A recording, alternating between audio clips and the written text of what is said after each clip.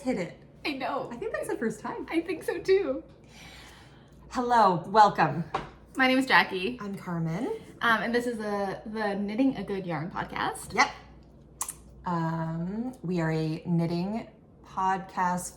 Well, we're not really fibery for... It's been a while.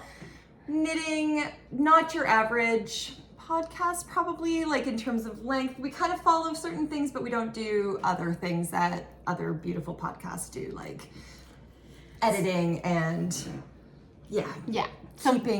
keeping concise and being done and keeping under an hour. We usually are about 3 hours, but we say every single time that maybe this time we may not be. This one might be the one. Might be a shorter one. A shorter one, and I mean, short is relative. Short is like 2 hours and 30 minutes. That's gonna be my guess. That would be 2:30. It's been a long time. It has been a long time. So, if this is your first time here, welcome. Yes. And welcome back for anybody else. Yeah. So, things that are important to know about the podcast before we get started. We're a one-shot podcast. So we turn this thing on and we blah, blah, blah. Yep. And then we upload it and there's no editing, there's no cuts. We share the space with two wonderful, sweet dogs, one of whom is very vocal around me. Yeah, not sure why. Not sure why. They are tucked in front of us in a really happy, cushy situation. But you'll forgive us for that, hopefully. And then the other thing is that because we're a one shot, sometimes we forget things, and there are details about like knits and stuff that we talk about, and like links and pattern designer names and all that kind of stuff that either we blurt out too quick for you to catch. Yes. Often. Yes. Or don't have the info. Yeah. Everything that we talk about is included in the show notes, which you can find if you hit like the down bar to expand the description.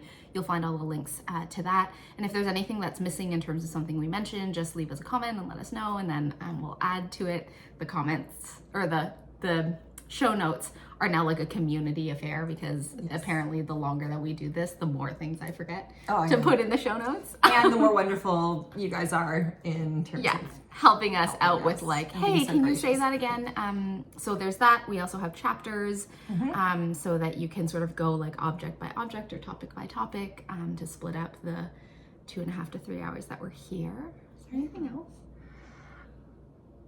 I don't think so. Okay. I think that's it. All right. Yeah.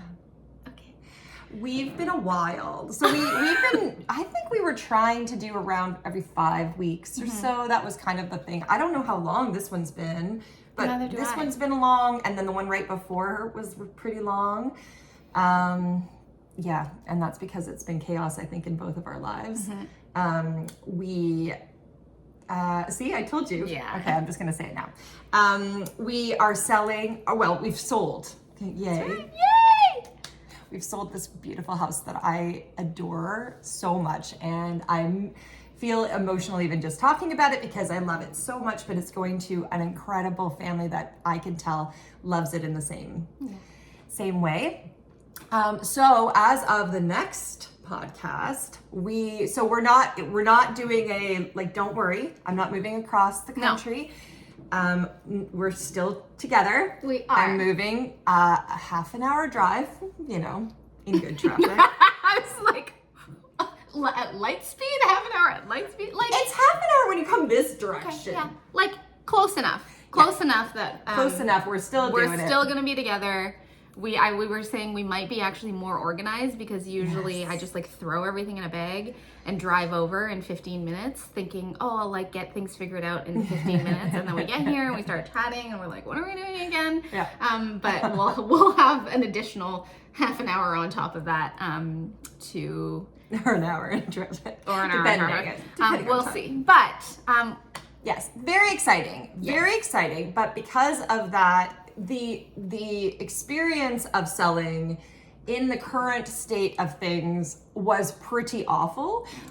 You'll notice it looks, luckily the colors I think quite nice, but this is not eyeshadow.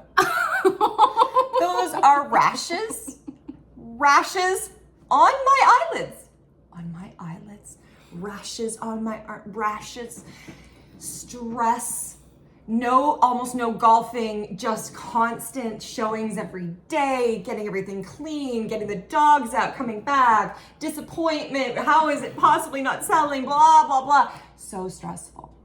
So stressful. So we just didn't have, we were supposed to podcast last week, I think, at a showing. I can't even remember. It has just been chaos. But actually, so just to tell you, I mean, those who have been here know how kind of scattery I am to begin with, which I was just telling Jackie, I've set an intention that that's going to be different. I'm going to I'm finding my Virgo energy and organization. That's going to happen. But that hasn't been me. But I've been, okay, but it was so bad that I was in a Timmy's drive-thru. Did I tell you this? This is on Monday, so a week ago. I'm in a Timmy's drive-thru and I have the dogs with me because of course there's a showing or something. I'm trying to get lunch and I'm in the drive-thru and I'm pizza's kind of up here and there's some guy looking, Tim Hortons is Timmy's, looking at the dogs coffee shop, and whatever. Canadian coffee shop. Yeah. Anyway, I'm keep going. And then I go, I didn't order. I went past the ordering thing. The drive-thru The drive-thru, not the window, the thing where you order, right? Yeah. And by this point, I'm past it, and I look back up, and then there's cars behind, so I couldn't back up. And so I just sat there going, I have reached that level where I forgot to order. And what? Right by it. I had to tell them at the window, I'm like, I'm so sorry. They laughed. They were very sweet. I'm sure you're not the first person who's done that. They did say I'm not the first person. But man, it's an indicator. I feel so that's so there's been it's funny, right? It's funny how, so Carmen and I's relationship is funny in the sense that obviously we're besties. But somehow, and we share knitting and there's a lot of stuff that we share, but it's so bizarre because when Carmen decided that, Carmen had bought a house, and then as she had bought a house, she was also selling a house. At the same time, I was in the process of being on the other side of the real estate market in terms of looking for a office space, a studio space for myself. And so it was so bizarre because I don't think you and I talked about the fact we hadn't caught up and said this is what we're doing. No. And then when we got together, it was we were both hey, how's it going? And we were both just spent. So it is exhausting and emotionally, physically, you don't sleep you wake up at night and then you can't get your brain off, and even though we're therapists and we know what we're supposed to do, but just it's not easy. The knowledge doesn't mean that you can do it. Also doesn't mean that you're not still a human being. Sure. And what I was gonna name is I feel I significantly underestimated the impact of one, just not knowing, just this state of constantly not knowing. Yes. You're is it going to? Have I done the right thing? Have they done the right very thing? Is it going to? There's so little control. Just waiting. Yep. And combined with, and I feel this is for me, I'm gonna lump real estate, buying and selling a home, / trying to find a home, whether you're buying, selling, leasing, whatever. Yeah. Trying to find a space, combined with now I'm in renovations, right? These are two life stressors, right? And there are many things in life that can stress you out, but these are two life stressors that have the combination of one, uncertainty, and two, 8 badillion different decisions. Yes. And the combination of not knowing and having to make a decision, and every decision sort of feeling it's going to take you down the next, you are going, especially at renos, flow sheet of the things that are not under your control but somehow still feel like your responsibility. It's this unique cocktail of just tiring.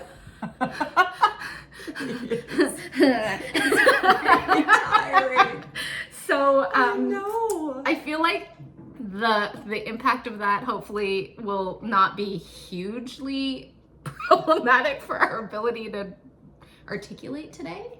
I mean, if you've been here for a while, you'll have a low bar for us, which we really appreciate. Yeah, I'm pretty sure they're gonna be it's usual. In fact, they're probably gonna be this is actually, you think you're different here, but you're actually not. this is the same.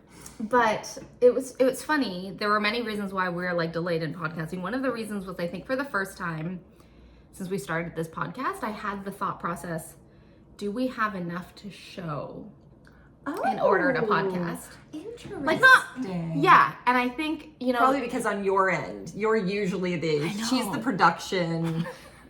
You are, you know, like you're the motor. Knitting machine. Yeah, like you're the one that like it always like, you know. I come in with my things, but you're like, I haven't knit in a while and 6 items come out, you know, like you're like, okay. But maybe you were actually, it sounds like you were actually feeling like you really didn't have any time to knit very much. Well, one, maybe. I don't know. I don't know if it was not having as much time to knit, because I would say that knitting has been such a refuge for me, actually. I was going to say, like, amidst all of this, like, I, like, thank God for knitting. That's good. But, like, what you'll see is just, like, stockinette. And, like, very basic. All ribbon. Like, basic things. Everything's ribbon. Thank God for knitting. But just, like, how knitting reflects life, and, like, life is reflected, at least for me, and, like, my knitting and the choices of what I've been knitting and so on and so forth. That's true. But super As you helpful. Say Well, yes, yeah, I'll talk about that. Yeah. But yes. I don't know where I was going with that. Just that, yeah. Well, you were saying that this was the first time you were like, we may not have enough. Oh, that's right. And it was, I feel like maybe like a year into the podcast, because this is 3 years now. We're like this. It's 3 years. Which is insane. Wow. I think in the first year, when we first started podcasting, I remember there was like, I don't know, this like period, maybe because we said something on the podcast where a lot of people were sort of asking like, how has podcasting like changed your knitting? And like, like, is your knitting like different now because of like podcasting? And the answer is obviously like, yes, of course it's different. But at the same time, I don't think I've ever felt, because of the podcast, like I need to push to produce. No. I think there's been this experience of being really excited to share things. And so like I'm more organized around my knitting because I want to have something to show. Yes. But this is a person who like regularly has 15 whips on the go, right? So, and you would let things sit for 2 years and be fine with that. Absolutely. So, it was interesting to just like observe in this, like, you know, it's been like a really full, fun and busy and like somewhat stressful couple of months for both of us, to just like observe how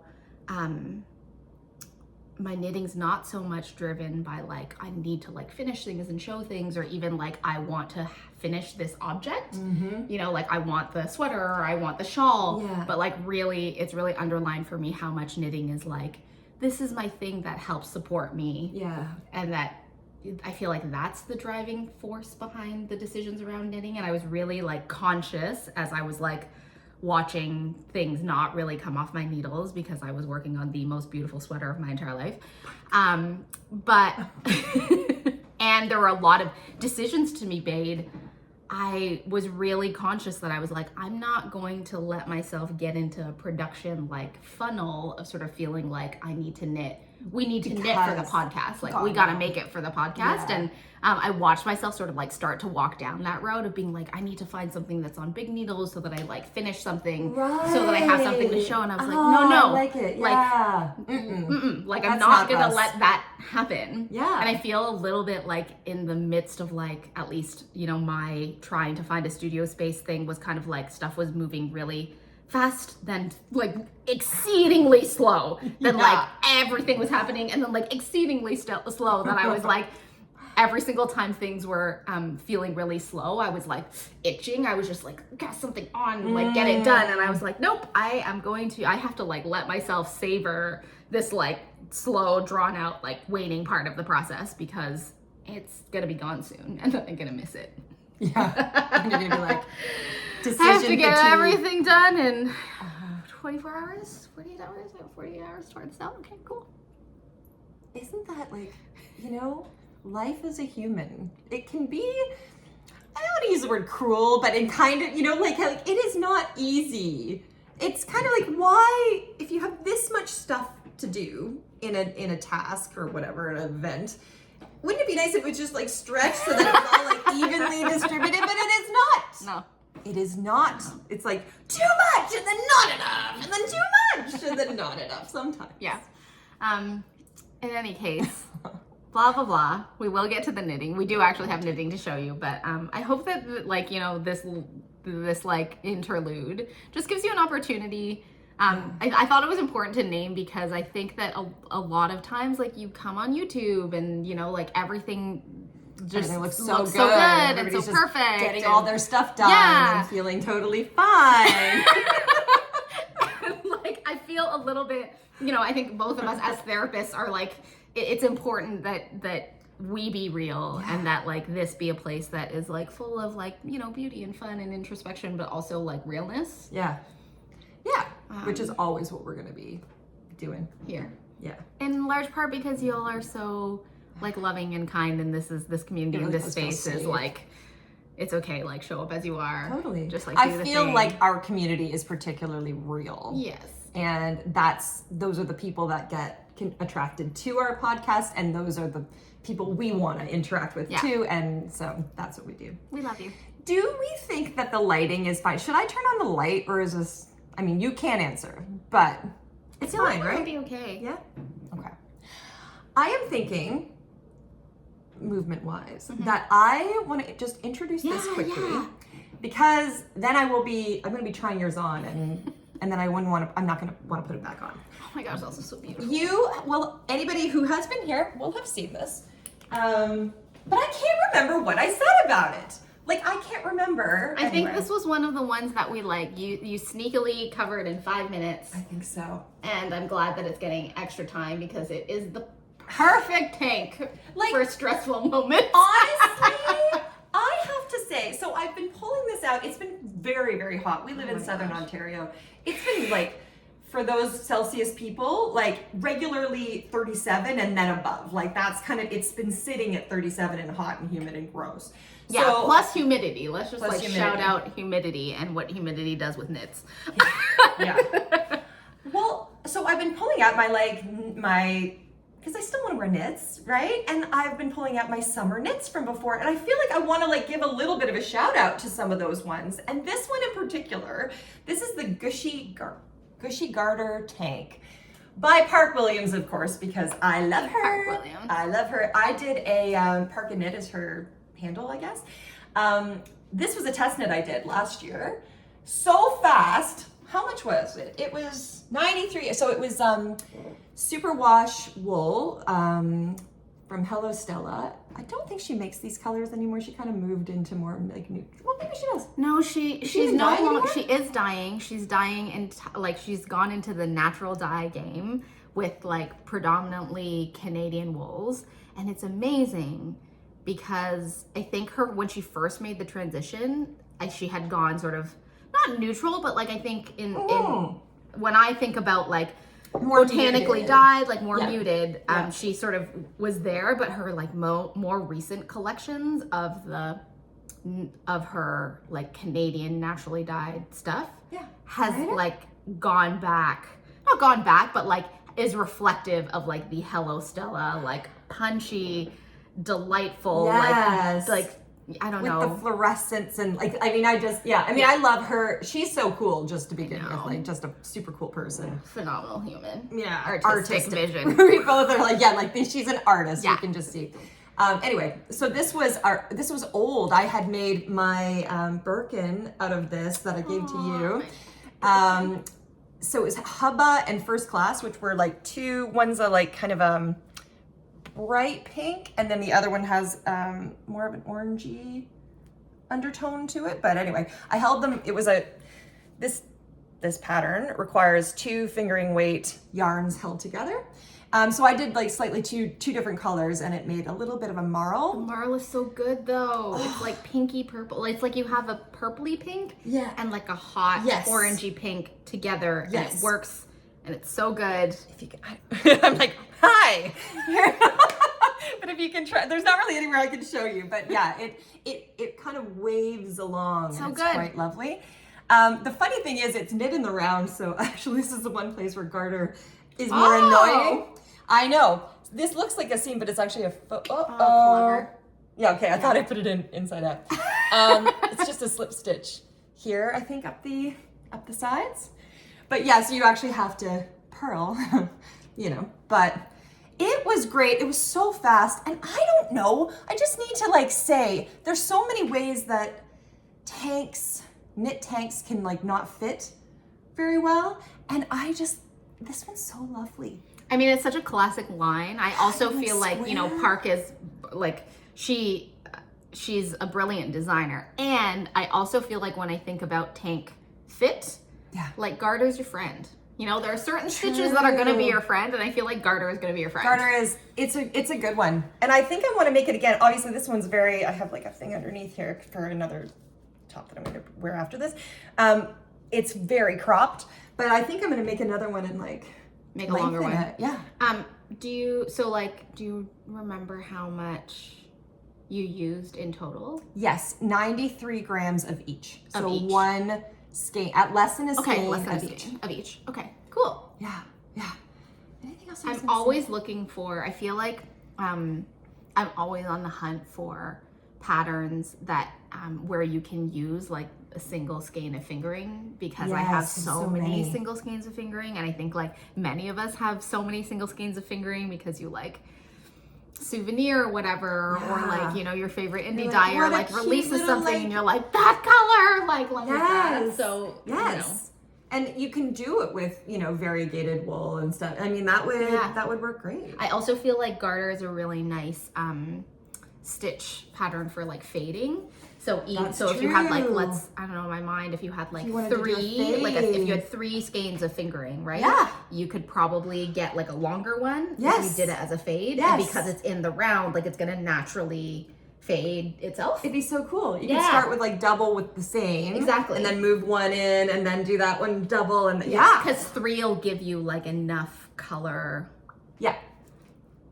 Because sometimes I think 2 is hard. Yes. Right? Like if you're gonna do a solid, like this works because you've held 2 skeins together double. Yes.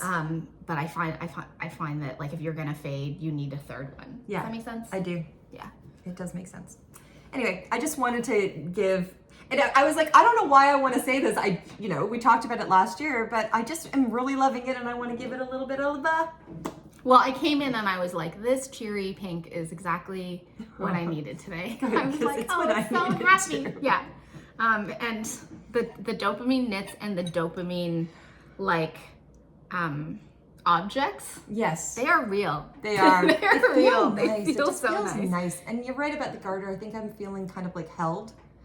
And that feels nice. Yeah. I need that. Tank fit is a thing. It is. Yeah. Okay, so that's that. We're like opposites here. This is like almost nothing. And then this is what? Okay. I'm gonna stand up for this one. You have to. I am absolutely gobsmacked by this. This is so gorgeous. Thank you. So gorgeous. Okay. So I also feel like, I'll just put out there because I'm like, now I of course know some things about your history and stuff, so that's part of this, but the designer who designed this, it screamed her to me. Like it's like, this is so her. So you can kind of guess who could it be? So this is a test knit that I had the pleasure, or actually she calls them preview knits, which I'm going to talk about in a moment, but by the queen, the goat of cables, the goat of cables, Meghan Babin, half of Hudson and West. And what I love about Meg, I mean, I love a lot of things about Meg. I love her designs. I love her as a human being. This is my 3rd test with her, I think. I can't believe it's only been 3. I feel like it's just. Well, I'm like, after the first one, I was just like, can I be your tester forever? Like, can we be friends forever? She is a delight to work with, like such a joy, so mindful, thoughtful, and her designs are just ridiculous. Okay, look at this. So this is the Tea Time Pullover by Meghan Babin. It is, it's a pattern that comes out like midnight tomorrow. So by the time this uploads, like it's like July 16th midnight or something like that. So like it will be there available for you to purchase if you would like. Okay. where to start? Okay, so it comes in 2 different options. The pattern comes in a short sleeve version and a long sleeve version, and I choose to do the long sleeve. Yes. It is, okay, construction wise, you go bottom up. Ooh. Meghan is queen of the seam. She believes in the seam for cables, and I can understand why. So you go bottom up. It's like you do the front panel, the back panel, and then the sleeves are also knit flat, and then you sort of seam here, down the sides, up the underarm. If you're doing the long sleeve version, if you're doing the short sleeve version, then the sleeve is just like a little tiny rib. So you have the front, the back, and then you seam those up and then do the little sleeve. It's just going to be like a little one. It would be considered a drop shoulder design. You can see the sort of back line here. And in my opinion, it is just the most delightful transitional garment You could throw that on ever. Anywhere. I think that it has been off the needles for maybe like just over a week. And it's the thing that I'm wearing inside constantly, like constantly. I admittedly cannot take it outside in like 40 plus humid weather, but like it's in my bag, it's thrown over my shoulders. Like whenever I go inside into an air conditioned place, this is what I'm wearing. I have been wearing it like this with like shorts constantly, and it's so good. It's so beautiful. Oh my God. So details. There is this like beautiful cable design. Can you see that? There. She just makes such gorgeous cable design. Celtic, like knot type cables. The like Celtic design sort of disappears into the neckline, and then the rest of it is little cables and lace. And so this has been on my needles. Like I have been monogamous with this project for a number of reasons. One is because it was a preview knit, and I started like later than I probably should have. So I was like, okay, do it. Focus. But also it was such a delight to knit because it was like incredibly meditative. So like with the exception of this like cable, it's so easy to read. You get it so quick. It's kind of like, it was actually funny because ultimately the design is kind of like, it's ribbing-ish because you're kind of like, you have like 2 purl stitches and then you're doing the lace pattern, and then 2 purl stitches and then you're doing like the cable pattern with the cable crossovers, like I think every 4th. And it just was like the perfect knit to get me through everything that was happening because like you don't really have to think about it, but it's engaged enough that you're not, that I'm not like spiraling out thinking about like awful things what's gonna happen, or like, you know, like the 24 hours between when you present an offer and somebody gets back to you, like it could be this, should have done that. Like I was like, it was perfect because it allowed me to like just hold those thoughts like gently far away enough. Beautiful. So that I wasn't. I love those. Spiraling. They're so perfect. And I also will say I love a knit like that, but I also love when there's one place of it, right? Where you do have to think. And it just makes you sort of like stop. Yes. And then for me, I was really like, at some point during the garment, I was like, it was really connecting me to this, like, you know, certain things are closing and certain things are opening, and sort of every single time I sort of like did it, like I did closing and opening, like it was just very like, oh my God. And there's this like markers of progress, and like I feel like this sweater, you know, some like, you know, we love all of our knits, but there are certain knits that I think for various reasons they have an extra place, and for me, like, this is it. The pattern was so easy to follow. It's so mindfully written. Like, she has charts.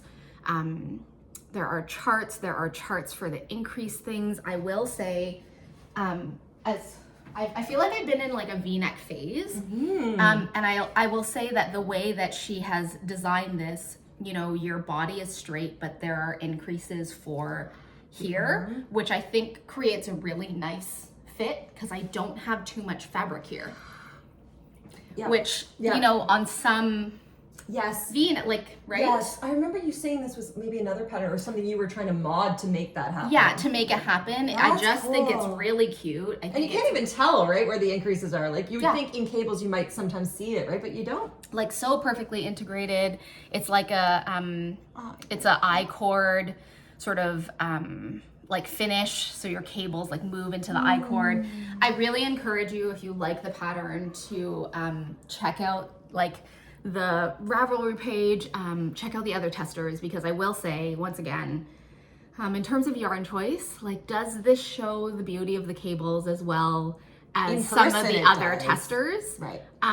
Definitely not. However, now I need to take a moment to talk about the yarn. So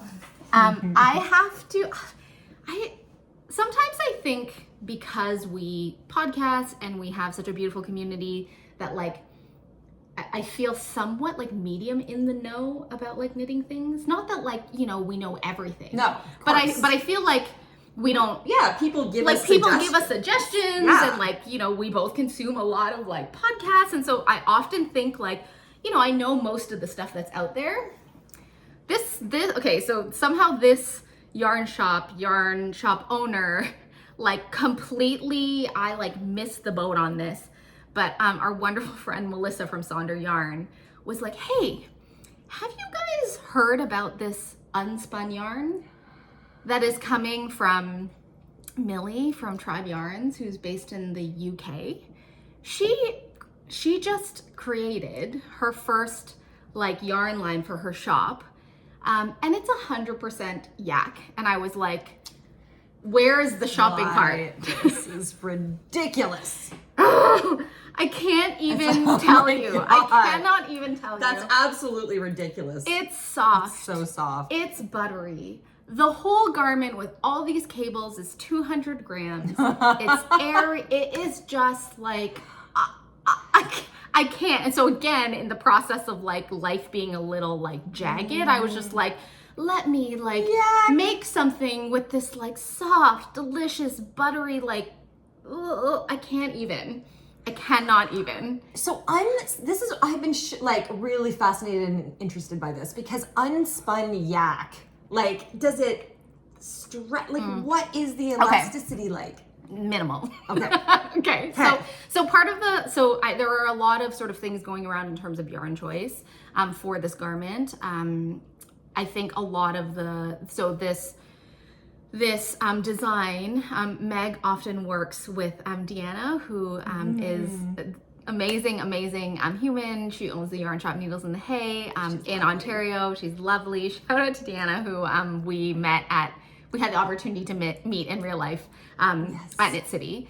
So they've been doing a lot of collaborations, and so Deanna had like all these beautiful, wonderful options in terms of like summerish yarns that you could use for this design, because like I said, it comes as a short sleeve and then also a long sleeve. And so a lot of the testers were using like summery fabrics in the sense that it was like a wool cotton blend, or like something with silk, or like something with linen.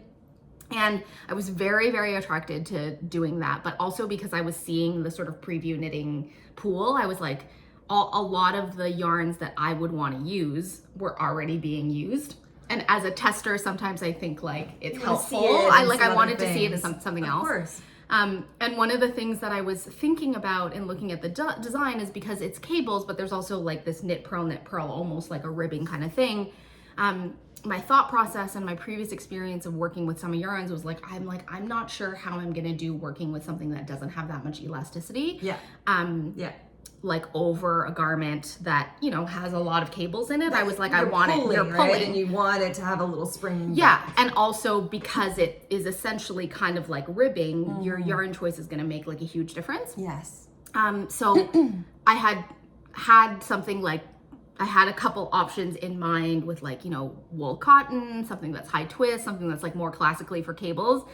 And there were the yarns that I thought one should use for the test.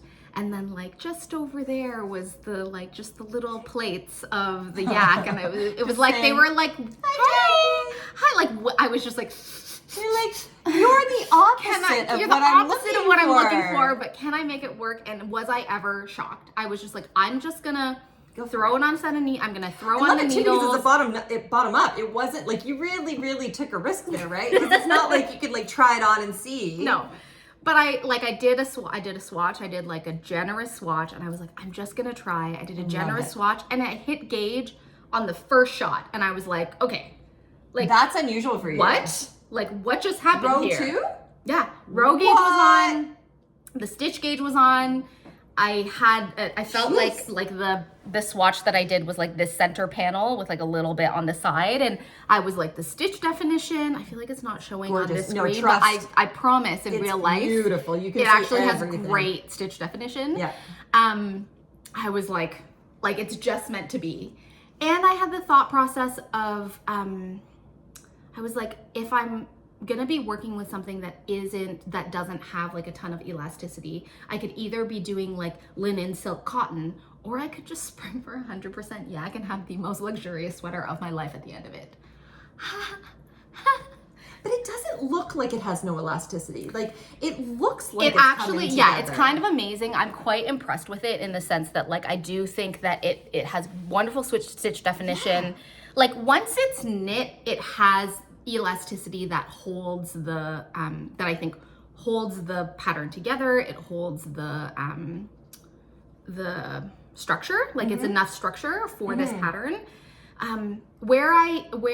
So if you want, first of all, go and get this base. it's like for 100% yak, the price on it, I can't remember what the price is. It was really, but it's really quite reasonable. Yeah. For 100% yak. Just like, I think if you're an unspun person, if you're somebody who's loved unspun, like I just think to do the unspun tour. It's true. How would you rate it breakability wise? So it's definitely delicate. Okay. And when it comes in plates, and similar to like if you get Plotu Lopi, yep. It comes in double plates. Okay. So like double-stranded plates. And what I would say is like you can't pull on it because the staple length is so short, but you just sort of like wind out a couple loops of it, and then it's like really easy to work with. I didn't find that it broke a lot in the process of knitting, like unless you got it caught on something. Now, if I tried to pull from the center, it wouldn't have worked. I'd like, unraveling it, but then once you knit it, it's like totally fine. Yes. Where I noticed that there was like, where there is less elasticity is in cast-ons and bind-offs. So this was bottom up. And the first time that I went and cast it on, again, if you're delicate with it and you're not super tuggy, it's very easy to cast on. But what with like a basic like long tail? I did a long tail. And again, because you're like, I don't think, like it's not meant to be knit it's not meant to be knit single-stranded, because it's already double-stranded, then that sort of gives you that additional structure. Yeah. I didn't even like put a twist in it in order to cast it on. It was totally fine. But what happened is I had to cast on twice, because I did like a regular long tail cast on, and then I started to like do the rib. And what I noticed is once I started to rib, like it didn't stretch with the ribbing, so I ended up having to cast on again using a stretchier, like a larger needle size. So what I did is that would have been smart to do German twisted cast on. I feel like a German twisted cast on, I think with the short staple length, you're gonna have more of like a pass, and I think that probably wouldn't be my go-to, because I think you'd run into more. But I would like even just right? I find that the long tail can have that. That's interesting. Sometimes. But the body, or like, the body was knit on a size 4, a US size 4. And I ended up casting on a US size 6 long tail cast on. Okay. In order for it to accommodate the rib. Yeah, because actually what happened is I started to rib, and as the rib, like it was just too tight, and actually like the cast on broke. Like it just like snapped because I was putting too much tension on it. The rib was putting a lot of tension on it. So it was like the rib versus the cast on like looked like this. So that's the only thing where I noticed it. The second place that I noticed it is at the back, I in the pattern, there's a I-cord sort of along the V-neck edge, but the back is like a regular, like this part of the neck is a regular cast off. Okay. And I noticed when I did sort of my regular cast off that that cast off was flaring with the cable and the rib. So I chose to use a little color pop, a little, yeah, thank you. A little Superwash Merino to just nice hold that in. Yeah, because that's where you want to make sure there's strength. And structure. There's also structure because there's a 3-needle bind off on the seam here, and I did the bind off using 2 strands, which would actually be 4 strands, just to give it that additional structure. So I think like on edges, it would be helpful to have extra. Yeah. Like on edges, I noticed like the lack of the elasticity there, but otherwise, which makes sense. That would be the places where.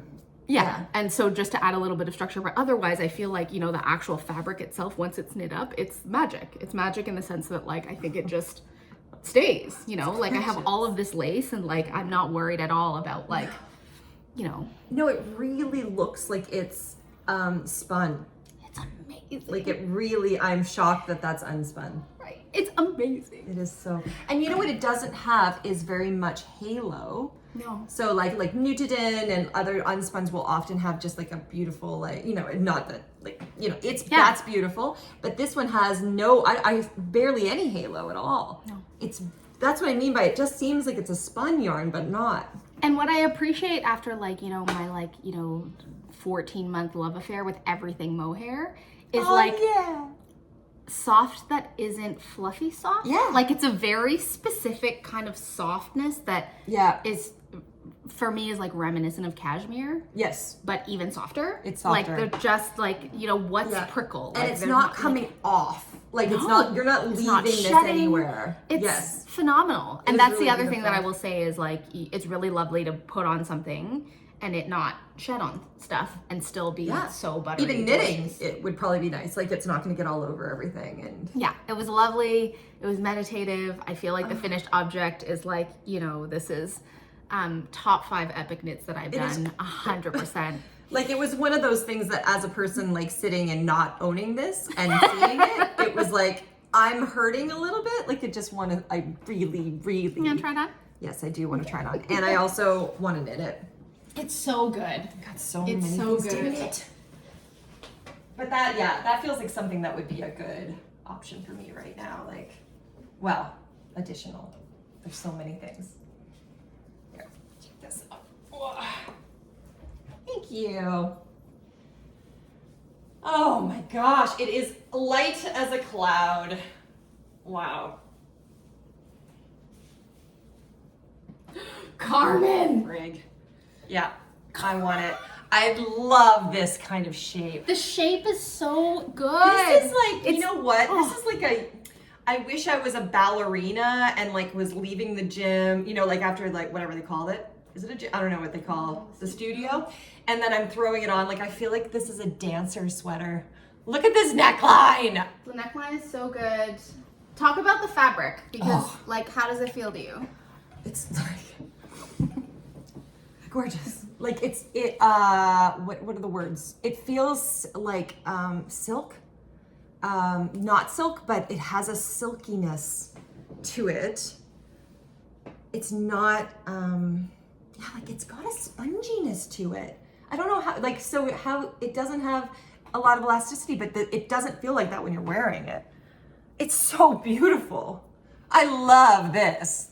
Just the way that the cable goes into the neck, the perfect balance of just enough cables, just enough lace. Like the lace is like just open enough. Like it's absolutely just beautiful, beautiful, beautiful. It's light as I just said. It's light as a cloud to wear. It feels like I'm wearing a shawl in a lot of ways. You know? Oh, that's a good point. That's exactly what it is. It's like shawl vibes in a sweater. Yeah. It just like you can just throw this on anything. I also just think it's so like I think it's so like elegant. I think it's a really, really elegant sweater. Is. And I feel like it's just very delicate. I don't know. It's a very delicate, like it's funny because it's cables, but delicate. Yeah. And that's what I, like when I saw her version of it, which is, I'll show, it's gorgeous. There was something about it. My first thought actually when I saw it was, okay, her sample is perfect. What the heck do I need to, like, I was like, I'm just going to knit the exact same one. And then I sort of thought it through and I thought, okay, if I didn't knit it in the exact same color with the exact same yarn that Meg did, because I'm a preview knitter and my role is in part to like showcase the thing, I was like fingering in mohair because I thought that it just had that like sort of feminine, like really the lace has stuff. that. But then I was like, okay, then mohair obscures the cables. Do I really And want the lace. mohair and lace? And then that's how I ended up at the yak. Okay, this is Meg's version. Like, so you can really see the beautiful cable. No. Oh, I added a Meg safe. Oh, no, I just thought you had more. Anyway. Yeah. Can I also, oh no, I've forgotten what I was going to say. There was something about this. It's light as a feather, but so when I love a Suri held single sweater where I can like just throw it on and it's just like on me but barely, like it's like this like just gossamer kind of like just it is like sort gossamer. of catching me but not, This has a like more of a being to it. It has body. Yeah. I know it's here, but it's still light. It's so good. That's so good. I mean, how long did it take you to knit this? I was like 4 weeks monogamously. Okay. 4 weeks And she's pretty monogamously. fast. I would say probably, I mean, I don't know what it, like, I would say that over the past month I've knit less than I normally would. Right. But I'm rarely a monogamous knitter. Yeah. And like. It's so good. And you knit size 1? Size 3. Oh, thank you. Oh. Size 3, finished bust size of a 46, which I think, again, because it's a modified, like you knit straight and then you start to create some increases. Like, it's interesting because when I think about that, when I say that, it's like, oh, that creates a dolman. But it doesn't look like it. Do you know what I'm saying? No. Like, it doesn't have that. No. It just, for me, has the right amount of ease for a V-neck and not too much fabric. And for those of you, like, I mean, I knit it, she designed it cropped. You can see some of the other testers like knit it more like full length. Yep. But for those of you who like for dresses and skirts, like it's just perfect because it sort of cinches in at the waist, but it's still like easy breezy. I don't know. I like this long amount of rib. I like it. Just a joy. It was just a joy. I can't remember something that I feel like ticks so many boxes at the same time and is unlike other things that I have. Yes. And what is her, sorry, you might have said this, but now I'm like, what is the weight that she is Thank you. suggesting? What did she So she knit it out of Devorum Natura Candide, which is a Candide. Which is a wool cotton blend, and I believe it. Hang on, let me not make it up. I'm sorry, my daughter is home, so if you're hearing like some screaming that just suddenly happens, that's what happens. She's having fun. It might not sound like that, but she is. It's Sport. So the one that she used was 202 yards per 50 grams or 185 meters per 50 grams. Okay. But if I'm remembering correctly, if you go to the Ravelry page when the pattern is released, you'll see that people used like many different yarn choices. And this is one where I think swatching is important. I do really think that swatching is important. So, okay. Modifications will be in my Ravelry project page, which we'll link below. But I basically only made 2. One is I have little T-Rex arms, so I had to reduce the length. See, I always like it when it ends up like on, like it always ends up at this like bracelet watch length.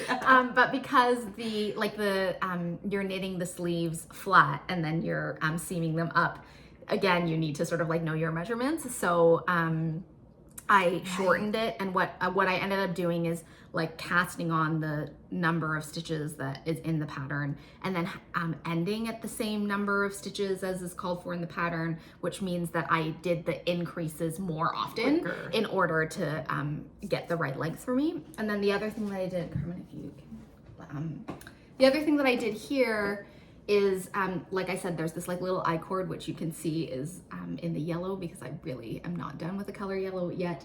I picked up fewer stitches for this I-cord sort of like bind off to sort of create a little bit of structure and close out the V-neck, because when I initially did it as written, it ended up being really like a wide boat neck kind of situation, because the yak sort of creates a little bit, there's less spring back, so it was more apt to like sort of flare. And I think because this is where the weight of the sweater like sits, while I don't feel like the body flares or the arms flares, like something about it just like really opened up. So I picked up fewer stitches for the I-cord, and that just sort of kept it. And this is the what did I say, like for the schematic, the width that Meg has in the schematic. So the other thing for size 3. The other thing that I'll say about Meg is she her schematics in her patterns are so detailed. It's like every single possible tiny dimension that you could want is there. And the pattern, I think, is written in such a way that if you need to make those like different length adjustments and so on and so forth, it's like very easy to do. Same thing with like the increases, like very manageably easy to do, because she gives you you have the schematic, and also she also like does that nice thing where she sort of says, okay, for this size, here's your starting number, and like you're gonna increase to this number. I like that. Or like you're gonna and you can do things like, okay, this is how many increases I need for the dimension, right? Like for like 4 inches, let's say, if you want the arm side to be a certain amount, you can make that happen because she's included it. Nice. Which is nice. You know.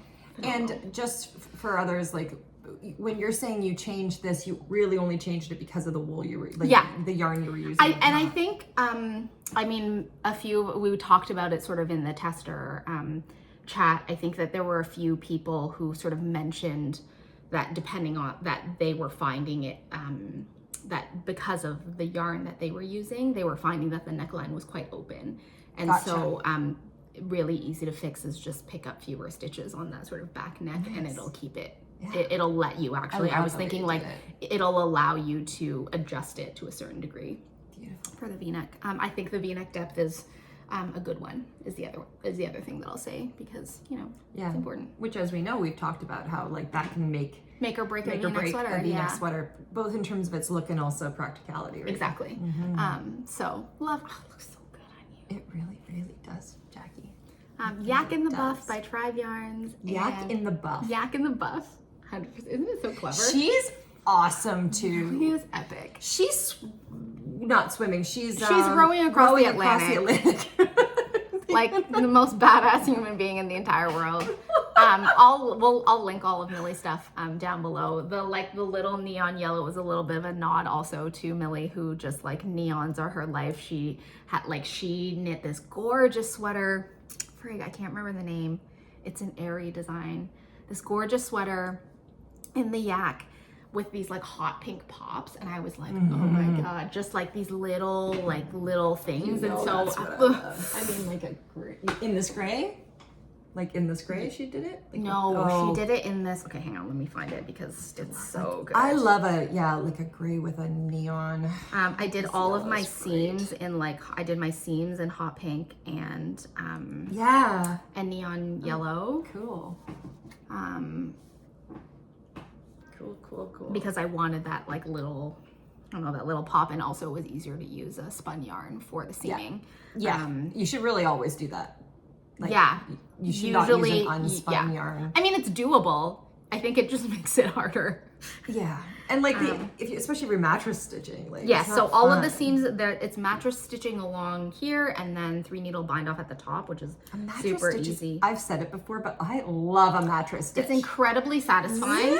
Like And the way that Meg has you handle the edge stitch, you yeah. know exactly what you're lining up, so you're not having to like do this awkward, like you're not having to guess like which one goes with which one. That's the thing. The designer can make or break this for you. You know, like if they set you up right with the right selvage stitches and stuff, it's just absolutely lovely. Okay, look at this. Is Millie's Erin sweater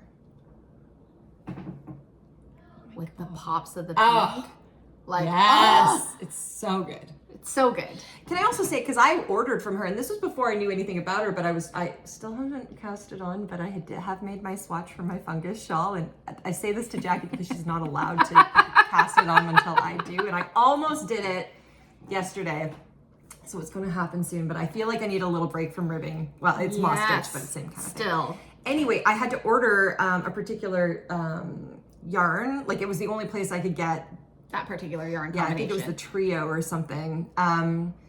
Anyway, so she was like she responded quickly, and I had ordered something else, and she's like, let me just, before I send it off, I'm just gonna go to the shop tomorrow and like check. And the actual color, she's like, no, this is the right color, not this one. Like, she was great. She's incredible. And this is before I knew anything about her. I was like, this is a great shop owner. She is incredible. Her design style is incredible. Her color sense is incredible. Like I went to her shop and I just bought Yak and the Buff in 3 different colorways. So, you know, you'll get to, we're going to get see some more of that. But I can buy maybe some of your, can I buy 2? Yes, you can. You absolutely can.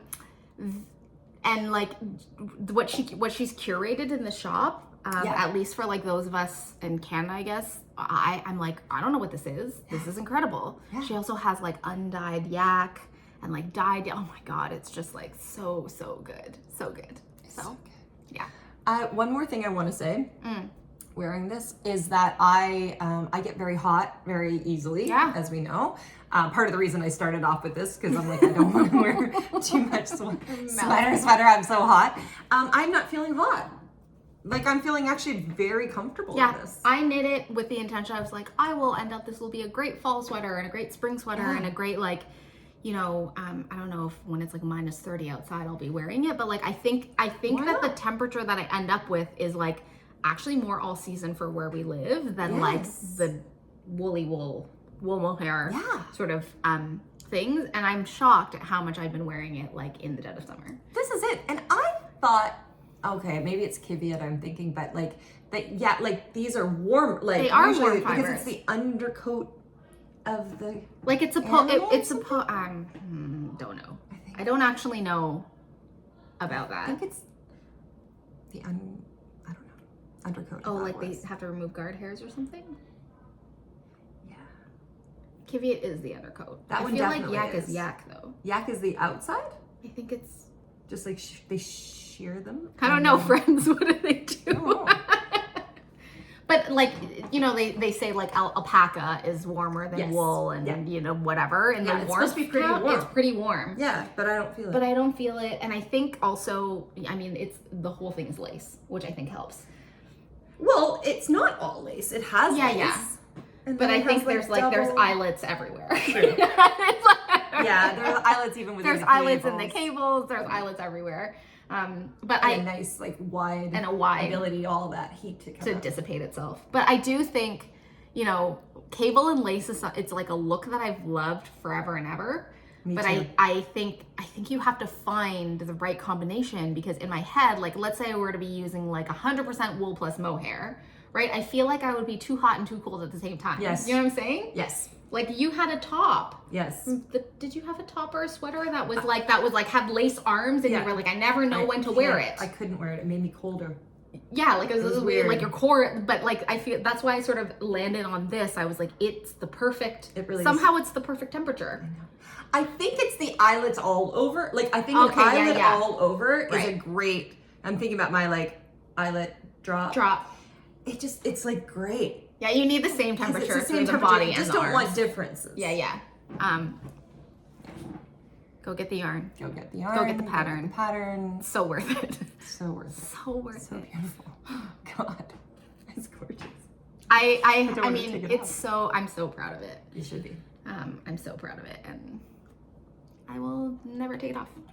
And like, I enjoyed it so much. I do think that I would very happily knit another one. For me? But I think,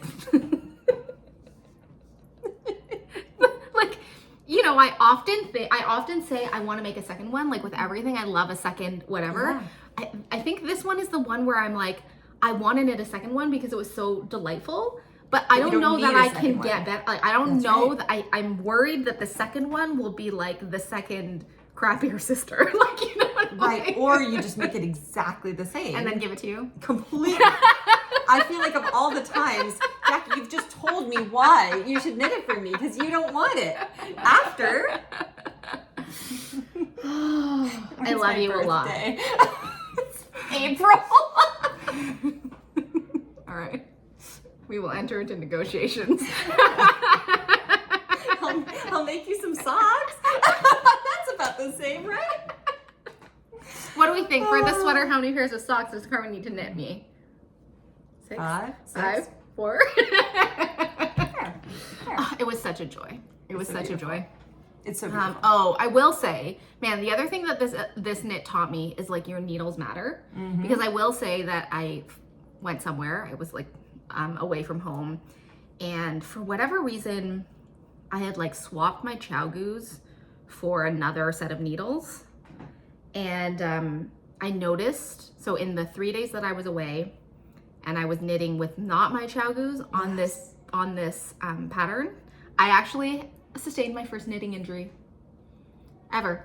Did you like poke yourself? No, like it, like I hurt my hands. Like I ended up with like an overuse tendonitis over 3 days of it just because I changed the needle. Interesting. I mean, I probably shouldn't have changed the needle anyway because you should be consistent through. Yeah. But I had like, basically what happened is I was like going away and I didn't want to bring the whole body. So I just was like, oh, let me start the sleeve. And I started the sleeve with another needle and checked the gauge and it was fine. Yeah. Because I often use my chow goose and my other needles like somewhat interchangeably. And by the end of those 3 days, I had like strained my hand. This is part of the reason, and I like didn't knit for probably like 7 to 10 days because I was like, I had seriously strained my hand. And then when I went back to it, I went back to the chow goose and I was fine. So like, I was like, isn't that crazy? That is crazy. That's interesting. So knit on chow goose or your favorite knitting needle. Yes. And I would recommend metal tips over bamboo or wood because I did try. Yeah, you don't want any friction on this stuff. Yeah, and I think lace tips was helpful as well. Because I think the ones that I were using were not lace tips, so I think I was probably like digging lace and cables. I was probably digging more than I need to, but man. Good. All right. I love it. That's it. That's it. We only talked about it for 45 minutes or something. It's worth it. Worth it. Yeah. Well, okay. So I'm kind of thinking. Since we're doing test knits, I'm gonna talk about this one, even though I don't know how to be prepared to talk about this one. So this is a test knit I did for Minimi, Christina, I think, and it's Minimi knit design. So my instant gratification cardigan. That's her work, and she is like, I just love her style and everything. And this test knit came out for this thing called a Vienna Cami. Vienna Cami? Yeah. Yes. And you'll notice something different, right, about this than what you normally have. Do you see the way? Usually, if you have a normal, it has like cups. Yeah. It's not 3D. flat. It's 3D. That's genius. Isn't it? That's really genius. Cool. Really cool. And I was like, that's so neat. It's like this ingenious way of doing it. Will not give it away. And I'm like, oh, I want to do this. Now, the reason I am not like my normal, so I'm a big test knitter and I take test knitting very seriously, obviously. The way she had her test knit, it wasn't like a group thing. And she had said something like, you don't even need to finish, like, just let me know if you want, like the details and things. And I was like, well, of course I want to like give details and feedback. But then I also sometimes in the midst of all of this, I was already scattered, and then I was also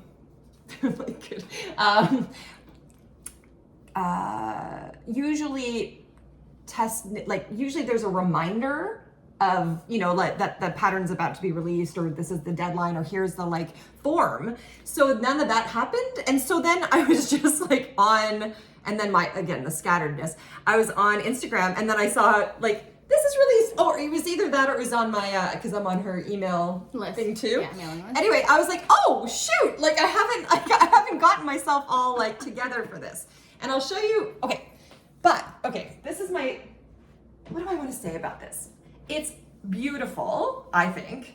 It's beautiful. It is beautiful. I feel, and I haven't been able to get feedback yet, but I think as like a larger chested person, I need something different here, because I can't wear this without, and I mean, you can see how like low cut even this thing is, that's why I wore it under here. And even then it's way too low, but look at the way it like fits. I know, the cups are really good. The cups are so beautiful, and it's this lovely like A-line. Yeah, it's where really nice. It's supposed to kind of like you actually like increase as you go down, so that it's like form fitting. Yeah, it's stunning. I think I probably could have done a little better on the like back, like maybe the length. So I knit the straps way too long.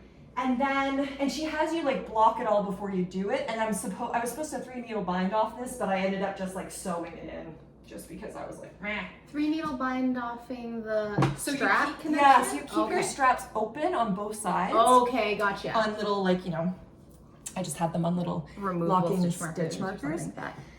Yeah, and then you can make it, she wants you to be able to make it the size you want. Now, I know other testers, I think I had heard this also. I think, I'm not sure, but there was a little bit of some questions about that. So I can't tell you what the pattern, like it's a very odd, I have not had this. Usually you do a test knit and you know where the other people's issues have been, what the designer's done in terms of because there's like a changing chat it. or like a whatever. Yeah, it was just a very like kind of different thing. And so then I'm like, oh, okay. Like, I don't know. So I have to take pictures and stuff, but I will say, I think if you do it, like, I don't think it's fitting me perfectly, but I think it has the potential to fit perfectly.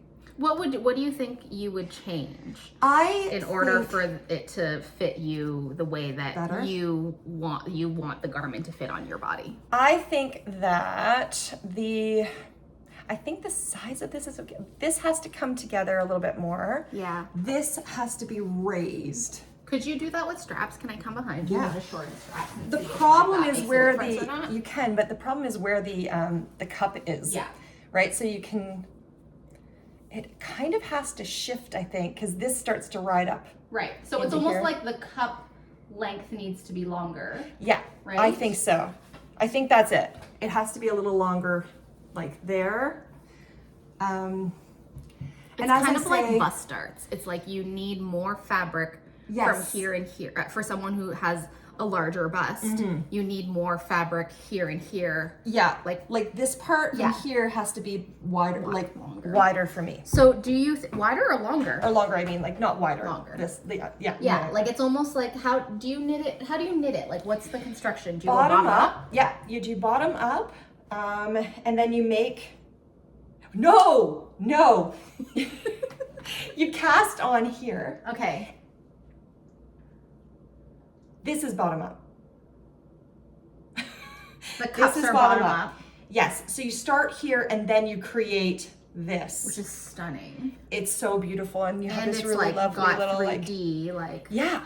This was a very cool construction. Yes. And then you pick up and you go down. It's not a provisional. You pick up, which is great from a structure point of view to have it pick up there. But the reason I'm thinking through mods because it's so stunning. So you could conceivably knit more of the ribbing before the shaping in order to lengthen the cups, right? I think you're right, because where it starts, yes, I can just do the ribbing. Yes, just longer. Yeah. For me. Before you start it starts to kind of do the 3D. Right. Yeah. Which will also then automatically bring this up. I love that. Because if it was up higher, you know, if this was higher and then this was under here, oops, then that would look a lot better, I think. I'm looking at it. It's like you would knit your ribbing 2 inches. I would say 2 to 3 inches longer before starting the shaping, and then that would be taken care of, right? I wonder if I could actually just like unravel all your ribbing and do it again. Yeah. It's more about like, would I cut the ribbing? Oh, and knit down? You would be off though, because when you change directions in your knitting, you're always off by half a stitch. Oh, you're right. That's right. But and there was all stuff like that because there were decreases and increases. Like you can see, there's these cool like things. She really thought it through. It was really it's a brilliant design. And so I was supposed to. This was also part of the problem that I kind of forgot because I didn't have any suggestions. Like it was a really well written pattern. Yeah. Like she had it lovely. And I just I really like the way the straps fall on with a bra kind of thing. They don't always, I think. It's really lovely. It's really lovely. What yarn did you use? Oh, Sunday morning, Sonder. Sunday morning 4-ply in window shopping. Yeah, held double. Yeah. So, what is it was 23, and so it was, the gauge is 24 by 29, I think, maybe 30, and mine was 23.5 by 29. So I was actually on gauge. Yeah. And it took 181 grams total. So basically you can do, this was less than 2 skeins. The 2 skeins. Of the Sonder. Yeah. I really like it. It has so much potential. And I just think what a cool design. Yeah, I love the 3D cups. Yeah. It's just trying to figure out, like, it's, I would say, fit correctly. This has the potential for you not to have to wear anything underneath. Like, I think it would be really, like, nice and supportive. You might want to, like, put a little something. Elastic or something? Yeah. But it would fit really well. I mean, I have to say, like, tank tops in my mind, part of the reason I haven't knit them is because I feel like to get the right fit it just is not easy. Like, it cannot be easy because, like, already we're all unique in terms of our shapes and sizes. Yes. And then I would say, like, a tank top for someone who has, like, a medium to large size bust, like, the shape of your bust, like, where you're, like, there are just so many dimensions so many to think about that it's like, how can a designer write a pattern that will fit everyone, that's form fitting, that will fit everybody. Like, to me, I'm just like, it feels like Mount Everest. It does. You know, it does. And I don't think we necessarily are accustomed to having, like, first of all, measuring our bodies and knowing all of the measurements that are required in order to know, like, how much fabric you need in order for you to have the coverage that you like versus somebody else, right? Because there's like especially with V-necks, it's like this width matters. Yes, like we were saying before, and like when I tried this one on, this is too, it pulls in, It needed more. Like, there are all of these dimensions that are important. Yes. I mean, the ribbing is genius, and like, you know, this being able to, like, adjust your straps is definitely part of it. But then when it comes to the actual, like, bust shaping, it's a tall ask. Like, I remember you knit that bralette. Oh yeah, and I had the short rows and the different things. And, like, I remember what was the name of that? Do you remember? Was it Celine. Celine. Something by Celine. No. We'll link it below. Yeah. It was a bra. It was beautiful. And it was beautiful. It fit beautifully. And I remember you were like, here are all the measurements that we had to do in order for the bra to fit. Yes. And so, like, to me, a tank top, you need the same measurements, except then add with shaping, right? Right, because this is like a bra. It's basically a bra. It basically is. And I think it probably could be if she, like, you know, does some certain things. She probably could release this as a bra as well. Yeah. But yeah, I think it was really good. You might, if you can pull her up, it's like Minimi. Yeah. M-I-N-I-M-I. You can see her, like, her body's different. Like, you know, like, the way it fits on her, like, I think that for a, like, less Smaller bust. Like smaller bust? Yeah. It's really It's beautiful. so stunning. Like it's so stunning and like just, you could see that just look so beautiful. Like, and you know, as the designer, I feel like, as we've talked about before, like it's easy to custom fit your designs to your body because that's how you understand like knitting, right? Exactly. Yeah. It's so pretty. It's so pretty. I really, yeah. So I highly recommend her patterns in general. I can't speak to what the pattern is. I could have a look and see. I would imagine she probably has sent us the final. I don't know that I saw. Yeah, so hopefully there, and then I can maybe look and see if there are any changes. Because I would like to do it again. I just, I really liked knitting it also. Like it was a fun knit. It's fun to start here, to do this, and then go down, like, you know, like, and so that you're basically getting up the way it should be, as we were talking about, if I had thought this through a little bit better. I did make sure I had the right gauge, but then a lot was going on, obviously, so I wasn't. Yeah, and also, paying like, we attention. think about stitch gauge, we often don't think about row gauge, This right? is it. Yeah. But I did And, like, have you the got row gauge, but again, like, yeah. Don't think about it, but I think this was a place that if this was you would have already been like, I wouldn't have the guts I'm to gonna knit think it. about this. Like, no, but you would be like, let me think about whether this is gonna fit. As I was doing it, I was like, I don't know if this is gonna fit. Blah, blah, blah, keep going. Like, no. Well, I was thinking that, like, you know, a tank top would be,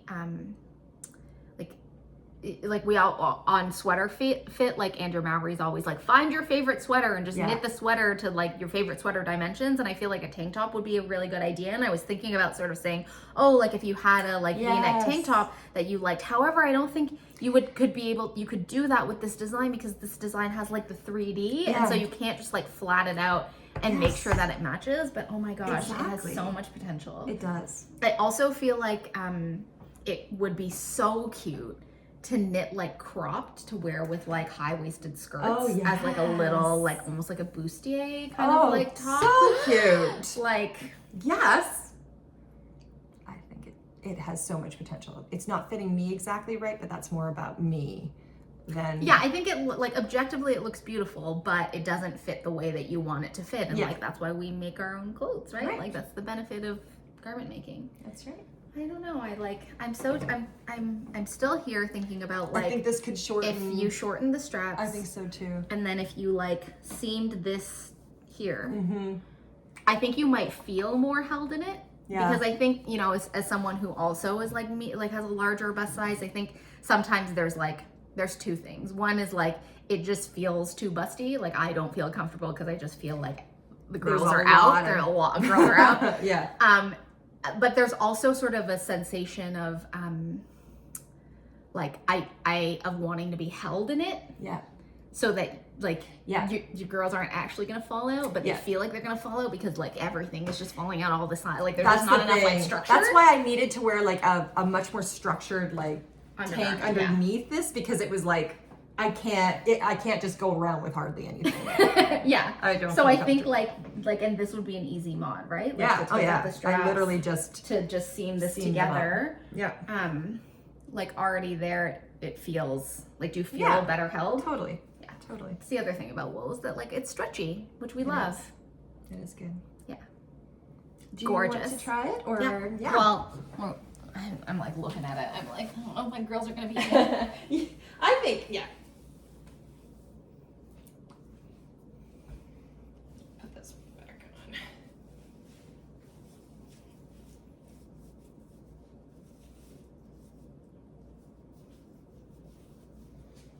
Oh, see, that looks nice. That fits you better, I think. Yeah. Yeah. Right? Right. So obviously you would need shorter straps. That looks really pretty, Jackie. Jackie! Oh my god! See, this is what it's supposed to look like. I'm glad you tried this on because it didn't look the way it was supposed to look. But see, that's catching you much better. It's closer. I would like it's like I would like it like that. Like we're still maybe a little not bit. Quite, but close. Oh, it's cute. I mean, I think the like width is right for me, if that makes sense. Yeah. Yeah. It's so pretty. Oh, it's so pretty. Really pretty. It's another like delicate kind of like typical skirt feminine thing. Look at how cute. Yeah.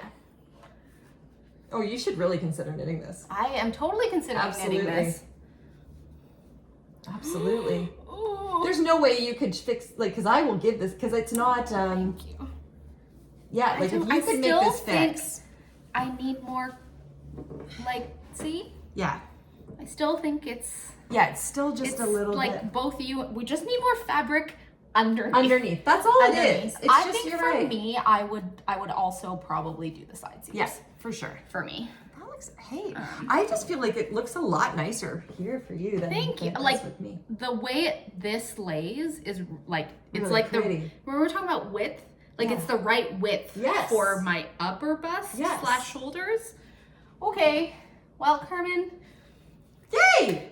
This is how it works out well, having two people. And oh yes, if you're new here, we always try on each other's clothes. And you can, like, we obviously have different bodies, but it's so interesting. We wear the same size a lot of the time, bust wise, and so things look very different. Like, I would Look how probably do it beautiful. like this. I actually I think would for really you, it's shorten it. not actually It's not as bad. But I can, like, objectively, I can feel it. Yeah. Does that make sense? It does like, make sense. But. Oh, it's so pretty though. It is the right width. Just needs. So I am gonna need to measure every single dimension of this thing. Just take it. And then knit it. Thank You can just have it. Yeah. It's a lot of work for me, and it's not gonna, I feel like I'm not gonna be able to fix it in the way that I need All right, to. let me see if I can work it out. Let me see if I can Report back. Report back. Because it looks very pretty. I feel like it just fits you a lot It just more fits nicely this right here. so nicely. So nicely. Which is not an easy thing for me, I will say. Like, to go to a store and find like V-neck tank tops. It's like the straps are falling off. They're like too tight. This It's like there's fitting. just a million it things. looks so good. It looks like that's what this it's would fit supposed to to my be. boobs. Yeah. Well, which is really what it does, should but it be. should. Yes, if it was just that little bit. Yeah. All right, we'll do a little pinning. We'll do a little seaming. Report back next I time. look at this and I just think black silk. I was thinking the same thing, right? Maybe I redo it. I've even got some knitting for Olive black silk. Literally, I was gonna make that dress, Miletus dress. Do you know the one where it's like completely? It has the buttons all the way up, and you like change. Oh, I'm not gonna do it just because it's gonna be insane. But I bought that's what I bought that for. Anyway. Oh my goodness. Gorgeous. Little obsessed right now. The color looks so beautiful. Thank you. Window shopping was one of my favorite colorways.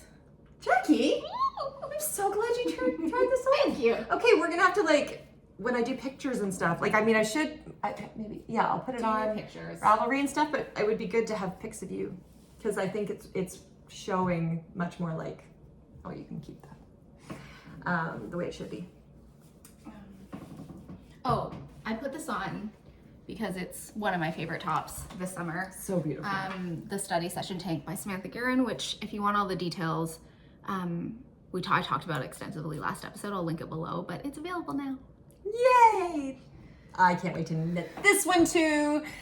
You all know, I'm sure you all are in the same boat, this pain of like not having enough hands. Like, and we always experience it, but some days it hurts more. And right now it's really, because I want to knit Lily's, I'm gonna do Lily from Curatorial Knits her curator sweater.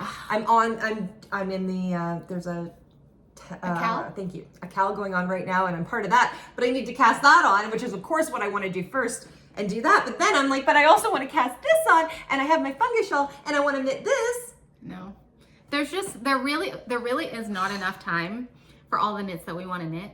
And the great benefit of the many benefits of our friendship is that sometimes you knitting it makes it done for me. Yes, but it's a double-edged sword because sometimes you knitting it makes me like even more ravenous for the design.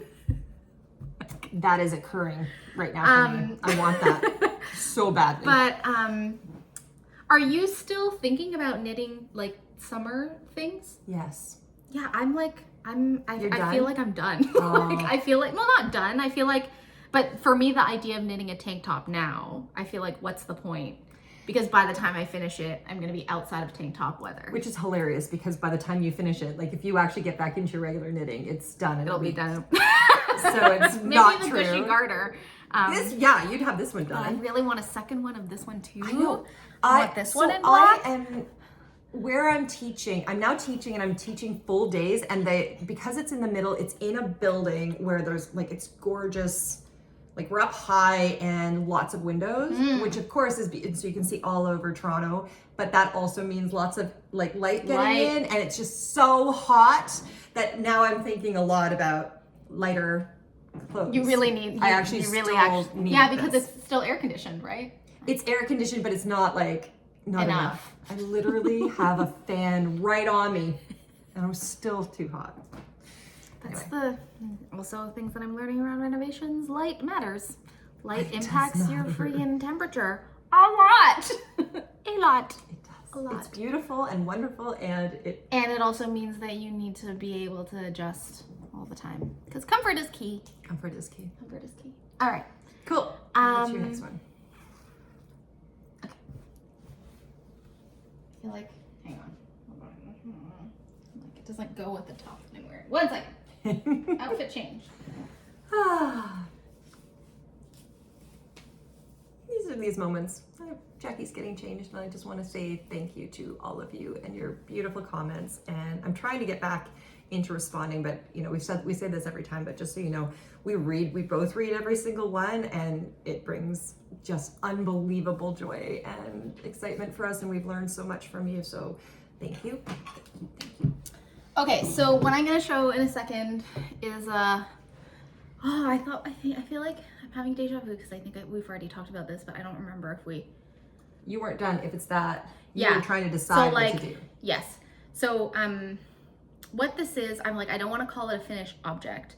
It is technically finished, but I don't feel like it's complete, because I feel like I have decisions to make around it. Gotcha. So this shawl, you have seen before on the podcast. I love and I asked you all about it, and you guys gave me a ton of great advice, and Carmen was like, you should do this, and I listened to none of it. And now that sounds about right. And now I have a finished object that feels amazing, that I love, but I feel like has become relegated to my couch. Okay, hey, but that's not even Which is the okay, worst right? Like, thing, it's not the right? worst thing. It's not the worst thing, but I'm sure your cats are happy. Yeah, and I'm happy as long as I'm on the couch, but I want to take it with me. Gotcha. It's so pretty. Wow. So this is the Night Shift Shawl by Andrea Mowry. You have no idea. You have no idea what this feels like. So I knit it in, so how do we say this? Like the main color, like the background color is Suri Alpaca held double. And then the like blips are a combination of like Suri and then Superwash, 90% Superwash Merino, 10% linen. And most of these colorways come from Antonella, from Posy Yarn Co. And this is her Taylor Swift collection from last year, the year before. Okay, so the way that this feels, I thought this was going to be that how newy again. No, it feels so good. And wrapped like that, where you're basically like a shawl burrito, it is so ridiculously delicious. It's the one, like, you know, my husband and I fight over it on the couch because it feels so soft and luscious. It's amazing. It's amazing. It's an asymmetrical triangle. The last time that you saw this, my ends aren't weaved in because I just don't know if I'm done with it yet. The last time you all saw this, it was like itsy bitsy teeny tiny. And Carmen was like, you should just stop now. And I was like, but no, I want to be wrapped. I want to wrap the entire thing. And I now can wrap the entire thing, but I feel like it's not as pretty as when it was small. I still think it's gorgeous. I think it's beautiful. Absolutely beautiful. Yes? Okay. Absolutely beautiful, and exactly what you want to wear on a couch. On a couch. Like, it's the most huggly, it's the most huggly shawl in the entire world. The fabric is amazing. Perfect for knitting. It grabs, it like covers your arms. Like, it's, and I objectively, like, Antonella, Posy Yarn Co., like, it's such, the color, I love the colors. So I love the pattern. Beautiful. And I love it as a burrito. Yeah. But as you've watched Carmen, it like you have to wrap it twice. Yeah. And then you can't I don't know that I can move. You cannot move. Yeah. I mean, you could add a shawl pin, right? You could. It's also because it is so soft, it's slippery. Oh, like that's a point, piece that's why it's that's exactly it's falling off a little bit, like the ones that are here and stuff. It's like falling. Everything's falling, but it's delightful falling. Yeah. So when I knit it, my intention. Gonna take it off me. I'll get it back. I promise. I was like, she's getting up and she's gonna take it. Okay, I want you to wear it like this. Yeah, that was the way we loved it. We love to wear shawls like this. Oh, it's so pretty. Now that when I was knitting it, in deciding when to stop, like knitting it, it's like I wanted to be able to wear it like this and have both of my elbows covered. But because it's an asymmetric shawl, I feel like this side is like there's so much fabric, and this side there's not that much. I don't know, like there's something about it that the triangle doesn't work. Do you know what I'm saying? All right. So that's my only. I would feel this is where we're getting back to that idea of like things being different. Like it's like I feel this one arm is short not having and one is long. Yes. Right? Because it's also so delightful that this arm is literally going. What? Like it's a little bit sad. Come on. I modeled it on one of my favorite shawls of all time. So we're gonna do a little shawl dynamics here. This is the, oh my God, I just had a blank. What's this called? Annelie's Autumn Shawl. Annelie's Autumn Shawl, which is a gorgeous design by Inese Saying, which I knit in Nutiden. Again, I'll link the project page below. This is my favorite shawl. Like, you know, if I were to have to choose 5 shawls that I have knit and worn, this is definitely in the top 3, if not number 1. Gave that one to my sister. I know, your sister. That just speaks to what a generous person you Oh. are, and how lucky your sister is. Yeah. But you see how this, like, I love the shawl for many reasons, but what I love about it is the size, and how it wears like this perfectly. So when I knit that, I knit it to the exact same dimensions as this. Really? Yes, but it does not work. No. It's so bizarre. I mean, obviously this is like basically fingering weight. And that's like a chunky Erin. Single. Nutiden held single. This is Suri Alpaca on a US size 8. So I'm very actually happy that you love it bundled, because I did have a thought, which is, do I rip it out to be a baby shawl? Okay.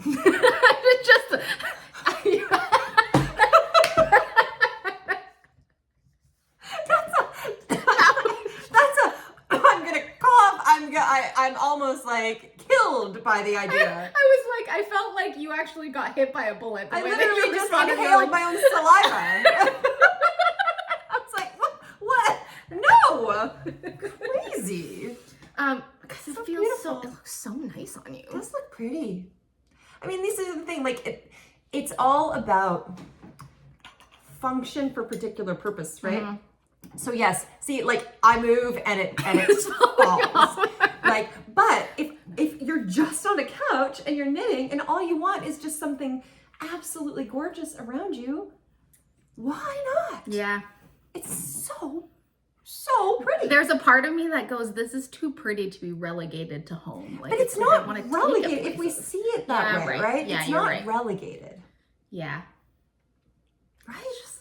If you just see it as being like, that's its spot. Its spot is to like give you comfort. On the couch. On the couch. Who wouldn't want that? It's also a 2-person wingspan. Aww. Is this your way of saying? No. But aww. Like, look. That is very cute. Yeah. It's beautiful. It's really beautiful. You leave it. Maybe you're right. And you just leave it. Keep it. It's gorgeous. But you know, I do feel a little bit like I like a big shawl, but for me, I'm like, I think Jackie is drowning. Same dimensions. It can't be, because no way. It just can't be.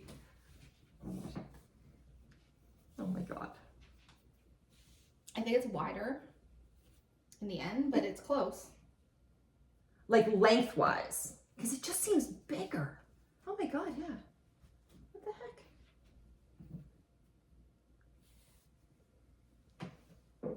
Here, I'll hold, Are you trying to, can you hold this side? Yeah. I see, yeah. It actually is fairly similar. Wow. Right? Oh my God, that is shocking. Look, okay, look. That is shocking. Corner to It actually corner is. to corner. What the heck? What the heck? I don't feel like I'm drowning in this one. I do feel like obviously the weight is different. It's weight, like, so this is the heavier. weight. This is moss stitch too, so it I has also like a think bit that of... one, I think you might have been on the slipperiness because that one's got like stickiness, Yeah, grip, yeah. but this one is just like, it's too slinky for itself. Yeah. I miss the shawl. Maybe But I need to make the shawl. I think like, I do feel like I'm drowning in this. Yeah. As like a standing thing, I can't, I'm like, I'm so bad at this. We've already established. you are I don't know what I'm doing. You're so close. You're so Is close. it this side? Which one is it? I always forget. This is the short one. This one, the And short? then take that one across. I'm wearing it upside down. Am I probably? No, you're not. No, I had to like look at it for a second. Yeah, toss it. And toss. There you go. Like, Oh, that does. Look at it. It just stays. it just stays. Yeah. This one's like, Yeah. but you see, I'm like drowning in Suri. It's a good It's problem so to much have. heavier and slipperier. And So slipperier. the two things combined do not allow it to just stay. But Okay, yeah. don't shorten it. I thought Don't that I touch might, it. It's like, beautiful. I don't know, if I ripped out all of this, I wondered whether it would be better, but I don't think it will. Like what? Why? No. And actually, we know that because we tried it. Like you It's had true, it shorter I did before, have it and it shorter didn't and I work. didn't love it. Yeah. I don't know, maybe It's funny. You know what you really should do is drowning. send it. This does look so pretty. Send it to Andrea Mowry and be like, Andrea, I'll knit if I want to. Right? Yeah. Could you just wrap you this? just Like, wrap just it? show us, and she'll go, and it'll be perfect. absolutely perfect. But I'll put the yarn stats down. I don't really remember off the top of my head because I've knit this over 2 years, but I do have the yarn stats somewhere. And I do encourage you to use this pattern for those single skeins. Like this whole, this was basically made up of a whole bunch of single skeins. Yeah. And 5 or something? Or did you have more than that? 1, 2, 3, 4, 5. Yeah. It's really pretty. Maybe 6. Maybe 6 on the Suri. Mm. But I use some Suri. Like it's That's just a lot of wool. It is a lot of wool. I didn't use the full you weighed skeins. No, but I will. Could weigh it. I honestly like. I love this yarn combination so much. My thought would be I would do it again, but think about the shawl shape. And if you go into the night shawl pattern, you'll see the number of people who made blankets out of this. With the asymmetrical? No. Oh. So they modded it. Yes. Just So in a rather than rectangle. rather than casting on That would be amazing. like a tip, yeah. you do it like I think people have done rectangles, but then that creates sort of like this way stripes, and then people have done like trapezoids, and I think the trapezoid might be the key. I mean, if this was also ridiculously fun to knit in terms of like a pattern, it's mosaic. You're only working with one color at a time. Held double? The Suri is held double and the fingering is held double. Yeah. Yes, on a US 8. Jeez. That's really pretty. This is really nice. Okay, I have to knit this again. It really is perfect. So Inese. I finished this, had modded it to this, loved this so much, and then immediately went and in my not knowing what to do about this, or like recognizing that this was very much like a cozy couch blanket, but really what I wanted was a blanket that I could take with me like on the plane and so on and so forth. I just tried and true. Went back to, this is just a little triangle, but went back to Nutiden single-stranded Inese. This is her Kaapa shawl. And I think so good. that's just where we'll end up. That's where you'll end for up. that. That's right. Or something like that. I really need to make this one again. I've always meant to. So good. I always meant to, but like just sitting, you're right. Like this just sits there. It's so I don't know. There's pretty. something about it that just is perfect. It is. It was a really nice. I remember It was knitting. really It was fun to knit. even though there were a lot of bubbles. There were a lot of baubles. Yeah, the baubles in Nutiden were Yeah, that was a bit of a fun act of love. I wonder if I did it again, I would probably no, but the baubles in Nutiden look so cute. So I was sort of saying like you do could them in do another? the baubles in like something else. No. No, they're super cute. They're worth it. They're so worth it, and so much of it is moss stitch that like it does really fly. And like a traveling cable. One of my favorite shawls. Yeah. But yeah, maybe I'm just a fingering shawl girly, unfortunately for me. For you. Because it takes a while. Yeah, because it takes so much longer. Yeah, but it's like tiny that's needles. what's worth it. Like I think that when you're gonna wear something, That's true. for me, I need a shawl that's quite light. Yeah, Because I don't want a big blanket on me yeah, it's true. unless I'm sitting and watching TV. Then I want that. Then you want the squishy, cozy night shawl, Gorgeous. night shift shawl. Andrew Mowry. All right, you got one more. I do. I have two more. I have two more. I do. It's just hidden under the one more. Yeah. Well, yes. Which one do we want to? Which one should I do? A sock or a? This one. This one. Okay. So quick. This won't be as long because I started this. How long ago? Maybe a couple podcasts. I think I've been working on this, or at least last time. At least last time, and you've been working on it for like since what, April? I'd have to look back, but I think so. This is sweater number 8 by My Favorite Things Knitwear, which is one of my favorite things to knit. This is your year of My Favorite Things. It's my year. It's been a couple years. No, last year was the first. Yeah. I just really, really love her aesthetic in general, and we'll probably like knit also her entire catalog, very likely. Oh. So, did I put this on? Yeah. The only thing is trying to get this all lined up. It's not one of those things that you can just throw on and not make sure it looks right, but How do you like your mushroom vibe? my mushroom wool, which I realized I still haven't finished that other tank top. I forgot about it. I have another tank top that is Mushroom colored stuff as well, and also in this. So, oh yeah. It looks gorgeous, so hey? good. It looks so beautiful. So this is, as I say, sweater number 8. I did it in the exact wool that she did it in, literally like the same color, which is Filcolana Arvetta. And thank you. Color 354, obviously. And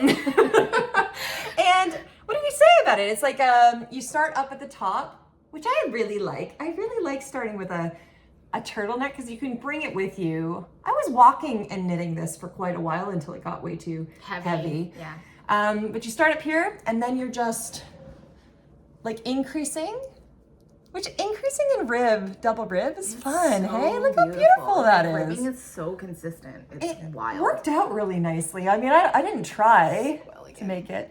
And one of them was particularly, like the way it splits here, I think this one looked even better. Oh no, this is the one that looked better. Like it really just kind of came together. Now my thing about it is that I think you'll see there's still an end, because I haven't quite decided if it's long enough. Yeah, if it's long enough. And I looked back because I was looking at my gauge, and I had 22 by 26, and I think my gauge is a little shorter than what it should be, which I'm wondering if that's part of it. I assumed because Arvetta is superwash wool, I was like, oh, this thing is gonna stretch. It's held double. It's heavy, like 567 grams. Wow. Yeah. I mean, look at how long I made the arms and everything, but it didn't actually stretch as much. I mean, for superwash yarn, I feel like it has a lot of sproing. Like I remember touching it and you were like, it's a superwash. And I was like, what? It's like held double. Like it's really got a lot of body to it again. Yeah. The color. I love it like, so color much. 354. Yeah, what was that? Yeah, like, 354. It's a winner. It's a winner, people. Mushroom. I call it mushroom. But it's like, I wanted a sweater that I'm just gonna throw on, you know? My other one, sweater number 28, is a very similar construction from the same designer, but it's done it goes this way in garter and single ribbing. rib and garter combined. Yes. Yeah. But the same kind of idea that you start here and then you kind of split off and then have your arms like start from here. So you're kind of like, you're in the round, then you start to do increases. And then you still in the round, then you split for front and back, right? Yep. Yeah. Split for front and back. Then you split there. knit flat for a while, right? Then we knit flat till we get here. Then back in the round. Then back in the round, and then pick up the stitches arms and go down here. Your pickup is so neat. It worked out nicely. But again, this is where the designer, like the selvage stitch okay. that was added was very really useful. helpful. Like it was not difficult to pick know up. how many you pick up and if you've done it equally. Yeah. No short rows, which creates no this short little, rows. like, I like the like that's the kind of look that. which is like usually you don't. That's why we put short rows to have this not happen. But it's so like I like it. I like it. I also like it in the rib in particular. Yeah. Like, I think there's something about that like fold with the rib that like looks actually really elegant rather than like oversight in short rows. Yeah. And it really is like it adjusts to your like so as you saw when you put it on you have to like kind of maneuver. Find your way into it. But then what do you think? Do you think I should make it longer? I mean, it's hard with a skirt right now. I think maybe maybe a little. If I feel like you're 1 inch away. Yeah, that's and what I think I'm that thinking. if you're thinking about it, I might as well do it. Yeah, it's so little. Like I'm literally just gonna take out. I think this was a regular bind off. Yeah. Yeah, you're not undoing a tubular or anything like that, right? No. Yeah. I feel like there's something about that bind off. I can't remember. I think she said to do it quite tight. Something like that. Like she wants them to come in, so you do it very tightly. So that the rib doesn't flare. Flaring. Yeah, exactly. So you can see it doesn't flare, staying like. I really like it. I love it. It's very nice to wear. Like, yeah. I feel like this is one of those like classic sweaters that you could wear with like work-wise if the room cools down. But like if you wanted to look like with like I don't know like a cream pant, like trouser or something like this, and yeah. I think the rib is so ridiculously elegant, and I think the like combination of like a neutral with the rib and this like it's so Scandi like elegant to me, and I like it actually in this darker color versus doing it in like a cream white. Yes. Yeah. Although I think a cream would also be really beautiful. nice. Yeah. Like something. I was just gonna say, I'm like, would I do this in the like bright pink? And I'm like, maybe not. But then I'm like, actually, yeah, I probably would also, because that's a neutral to me. But I really am really happy. It's a lot of ribbing. Yeah, I was gonna say like it feels like 22 by 26. Not unreasonable, but like in 2x2 rib. Yeah, it's a lot of ribbing. And it's an interesting thing as you're making it because it's ribbing, so on its own before you're wearing it, before sleeves, you're going, like, what is it, what? Do you remember what size you made? I want to say 3. I'll put it in the show notes. It was the same as her. I'm pretty sure it's 3. Okay. Yeah. And 567 grams. 567. That's hefty. They come in these little like sausage rolls. Well, I want a sausage roll now. Yum. Yeah, they're really cute. Funny. They're funny. I don't know why I find that so amusing. I originally, when I first was doing it, I had 2 going at the same time, and then I ended up pulling from the center and outside, so just using one that worked a lot better. I want to try it on. I know. I was gonna say. I was just about to say it, and then I'm like, oh, just like one more. It feels really nice. Like, okay, so this is a huggy one too. I will say it's a hug. I also feel like even though it's the same construction of the sweater number 28, which is like one of our favorite like things to throw on, I think that this gives a completely different look. It does. Like between the yarn, I don't know if it's like yarn choice and the design. Yes. or just the yarn choice. Like, I don't know, but it's like, it's so sleek. It's so sleek. It's so sleek. It's so, yeah. Like, this is one Olivia where I Pope-y. think not mohair, like, which is shocking. I know. Because I want mohair on everything. I But know. this is one where I'm like, you know, the like superwash held double.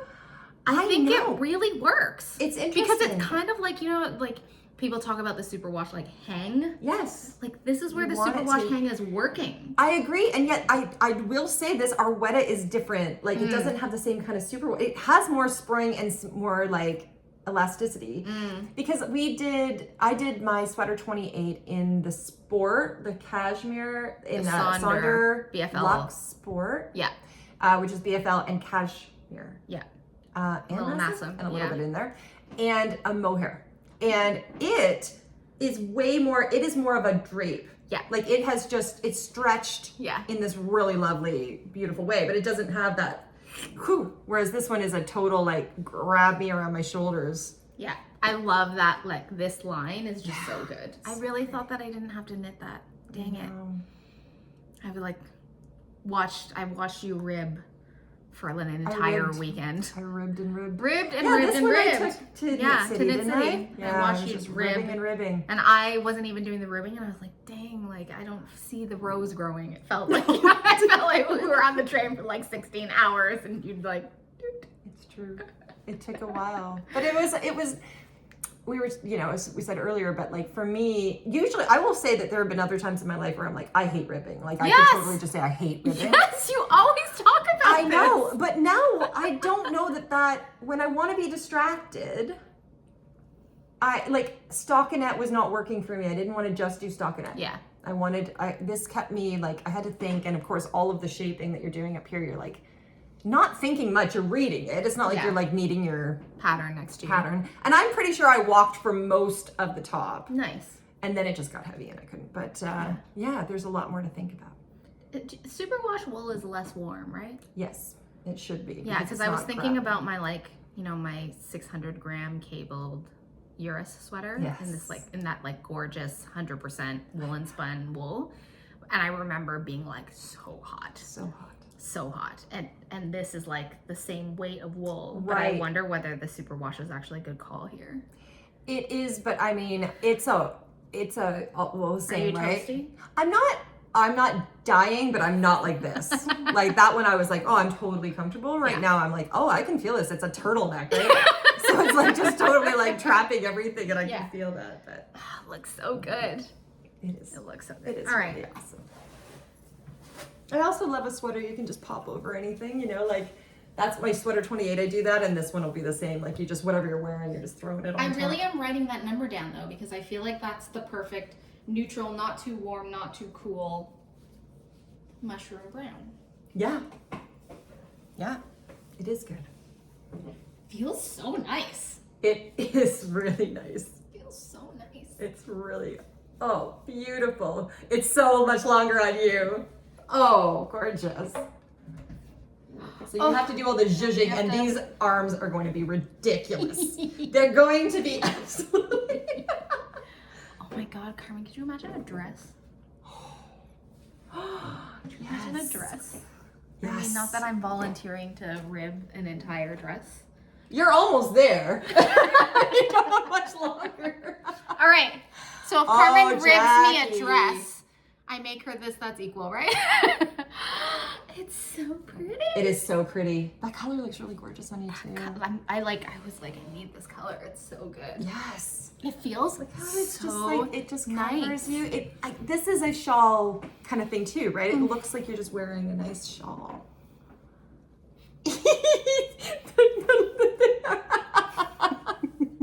Hi, friends. And because there's no ribbing, obviously it just ends, right? Yeah. You're not, like, you have to, I guess, I don't know, and it's so tightly bound off, I don't think we can really run, like, Can we? oops, hold on one second. Oh, you're stuck. This ring, so my mom gave me, this is a ring that she always wore, and then for my birthday, she gave it to me. Oh, that's so sweet. And so it makes me so happy, but it has a tiny little, somewhere I have to go to a jeweler to, like, I think one of the little Prongs, is that? prongs catches. And on this sweater, I just kept catching it because it's like so many little, yeah, I had to keep weaving that stuff back in. Anyway.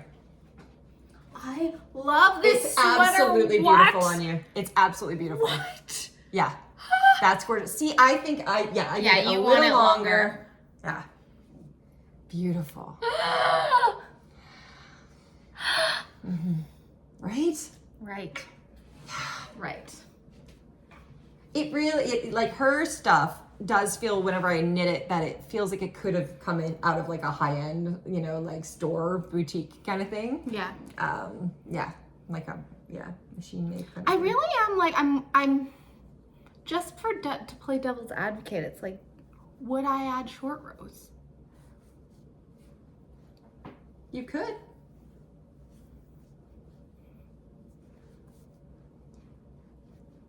I feel like the turtleneck doesn't sit on me as well as it sat on you. What did you do? This?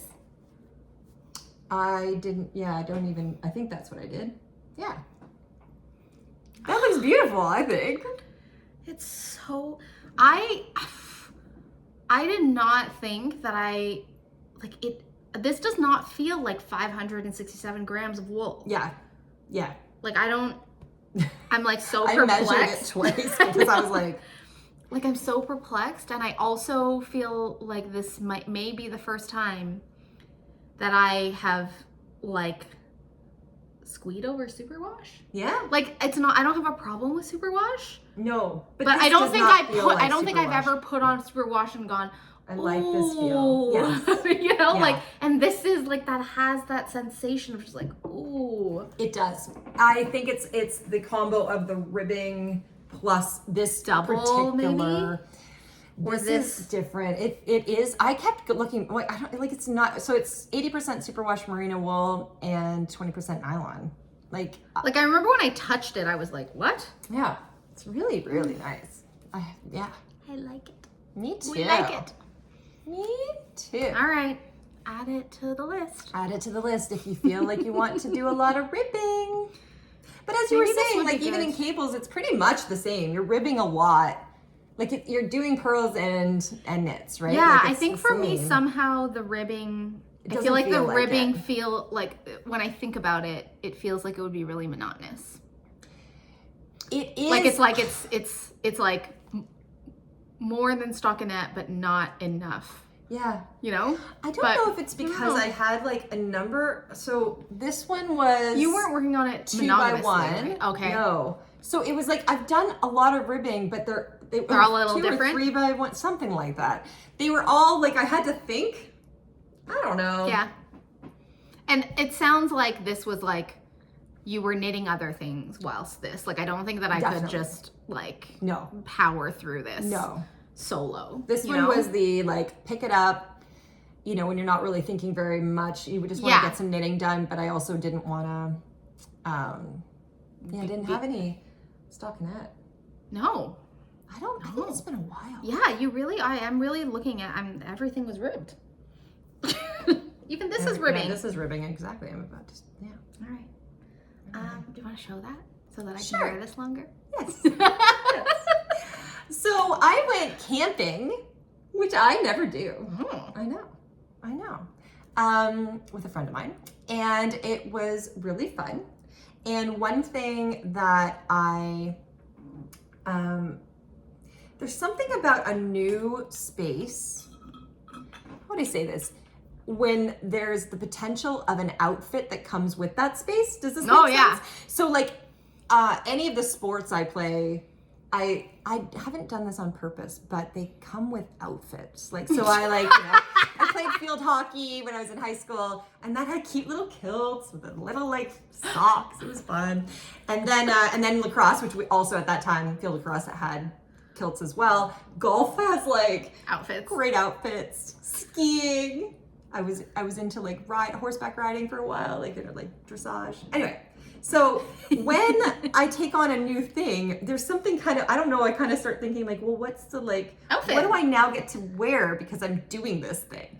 And one thing that I noticed was like that wool socks are like a really great thing. The campy thing. Yes. And at the same time, I also was like this, I haven't camped in a long time. And so on the way home, I stopped at this lovely yarn store in Coburg, Ontario, called Yarn It.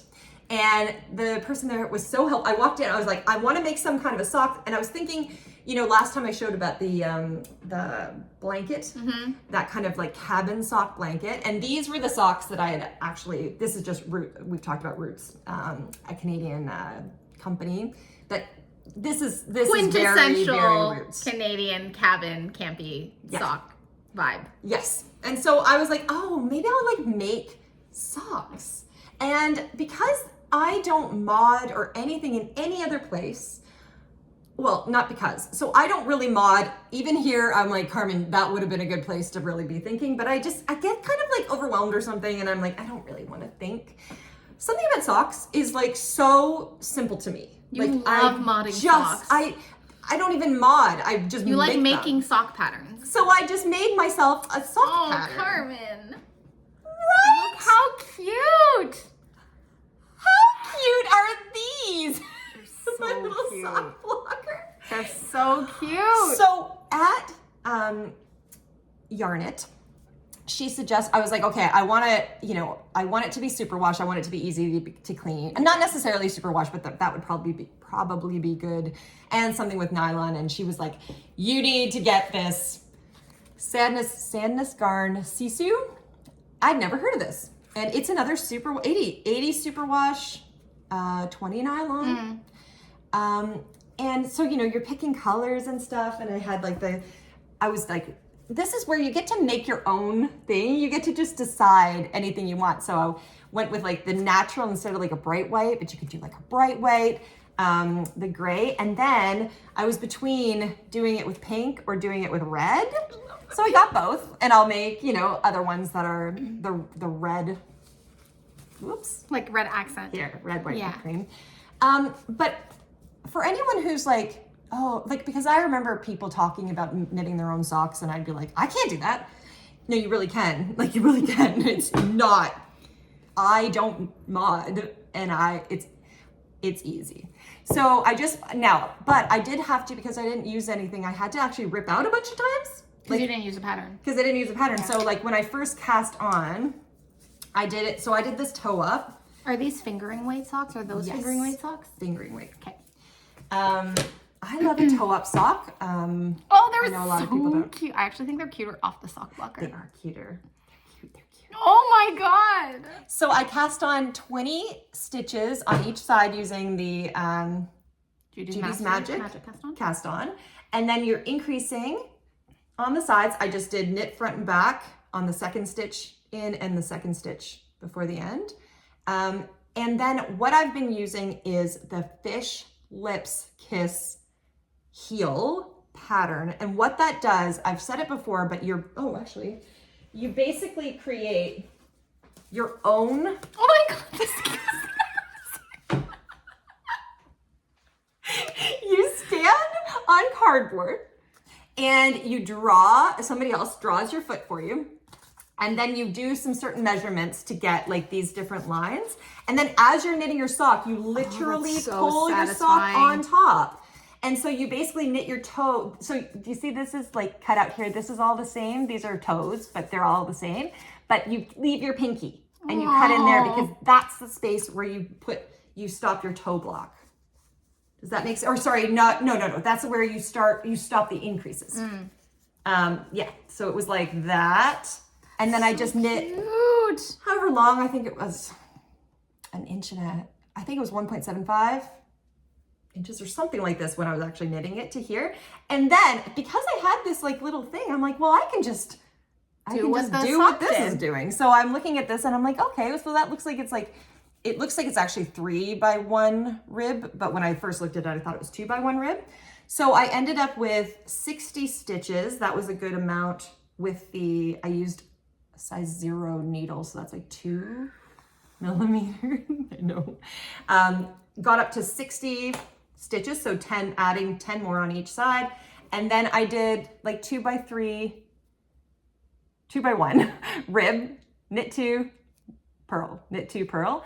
But because this one didn't have anything, it was just stockinette on the bottom, I was like, okay. So then I just did like the stockinette on the bottom. I just kept like following this thing. Then in this pattern, when you'll know exactly where to start your fish lips kiss heel. And this is the most fun heel construction I've come across. Is it short rows? It's it's short rows, but it has this like different thing. It's its own special thing. It's its own special thing. Super easy. But you're not doing like you're not picking up a gusset kind of like stuff, right? No. Okay. Yeah, you're basically just like you're coming together and then you're coming back out. Cool. And and it's not okay. The pattern is 18 pages long or something. Like it's you're like, but I saw it and threw it away. You got overwhelmed. And this was before when I first bought it, and it was like a year before I tried it. So just it's not actually scary. It just looks scary. It works with literally any amount of stitches. Cool. Any amount of stitches. So you're not even thinking, you don't even think. It's so simple and it fits. It looks so good. Really, really nice. And okay, no, I'm not gonna say, but there's an extra piece about the heel fit for why that's gonna fit. And the person based it on store-bought socks and why store-bought socks feel so good, even though we're not using elastic. And then I was like, okay, knit up, went back to my ribbing, and then I wanted to do this little color work. And so I was actually just like, I switched, you can see like they had the ribbing, and then I switched to the stockinette for the color work. And this I just made up. You made that up? Yeah, now, Carmen. well, I was like, like blah, blah, blah. And then I did look up, I wanted to have like a flowery snowflake. So I did look at some options for that one.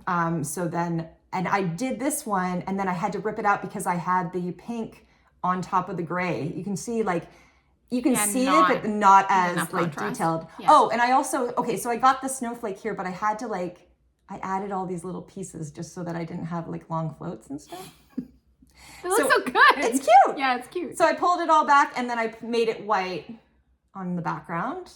And then I just finished this up. I went back to the ribbing. Cute. And then because this one had 1x1 ribbing, I just did that too. 1x1.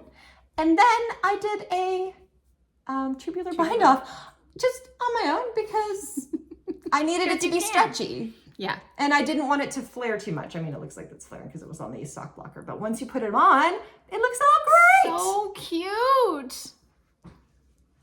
They feel really nice also. They're really nice.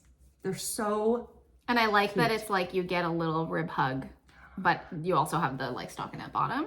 And when you make your own, I say it 1,000 times, but once you make your own socks, you will not want to wear any other socks because it literally fits your foot. Fits your foot, exactly. This is the cutest thing I've ever seen. I also love that it says Carmen, and like what I'm imagining if I were like a sock gift knitter is that you have like a little box. That's right. And everybody has a little foot. Yes, we can do your foot and I can make your six socks so I can have this. Oh my gosh. It's really fun, and I will say, like, you can just play, you know? Yeah. It's nice. And I'm like measuring it as I go and going like, how far up? I'm like marks of progress. Like this kind of stuff makes me excited because I feel like, but you don't get second sock syndrome. I already have it. What I want to do so badly is cast on my red ones, the first sock of the red ones, which is very, very unadvisable. That's a one-way ticket to 2 unfinished pairs. That could just become your thing. Could be. You know? Like, yeah. My husband never wears matching socks. That's true. I mean, you could just. Yeah. I mean, I could. That's true. Are you going to do the same sock with red? Or are you thinking like you're going to do a whole new sock? No, same sock. But mostly, different accent. But different, I think the color I'm probably going to do a little different. Yeah. I was thinking about like Canada, like flag. Aw, cute, like a maple leaf. Or I actually looked in and I was working out the thing to write camp, like around, or camping, and all of that worked in the amounts. So maybe something like that. These feel so nice. They are so nice. Like, It again, feels like, right. I don't the know, like, Superwash with the nylon. but it's different. It's like really fuzzy. Like, I mean, there's no halo, but I feel like it has that like, Yeah. Like it has a more fuzz. It's true. I mean, I guess in both these cases, these I think are Norwegian, right? Is Filcolana also Norwegian? Oh, no. Well, made in Peru, but I don't know if the company is. I think of them as like the European Scandi brands. Yeah, me too. So I don't know if it's that, but in both cases, these are both the same. Yeah, like superwash wool with nylon, but they feel different. Like this and this feel very different. Yeah, they do. And it's almost like velvety. Yeah. It's really nice. I mean, don't you want to just sit in a campfire and like kick your feet up and put Birkenstocks on or something, or like, you know? I feel like I camped a little bit when I was younger. I feel like I like the idea of camp more than I like camp. 100%. But maybe if I had hand knit socks. Yeah. Yeah. I would feel differently about it. Oh my God, these are so cute. They're really cute. And even if you don't go camping, they are such like, you know, they're perfect for the fall, like winter kind of. Do you wear Birks with socks?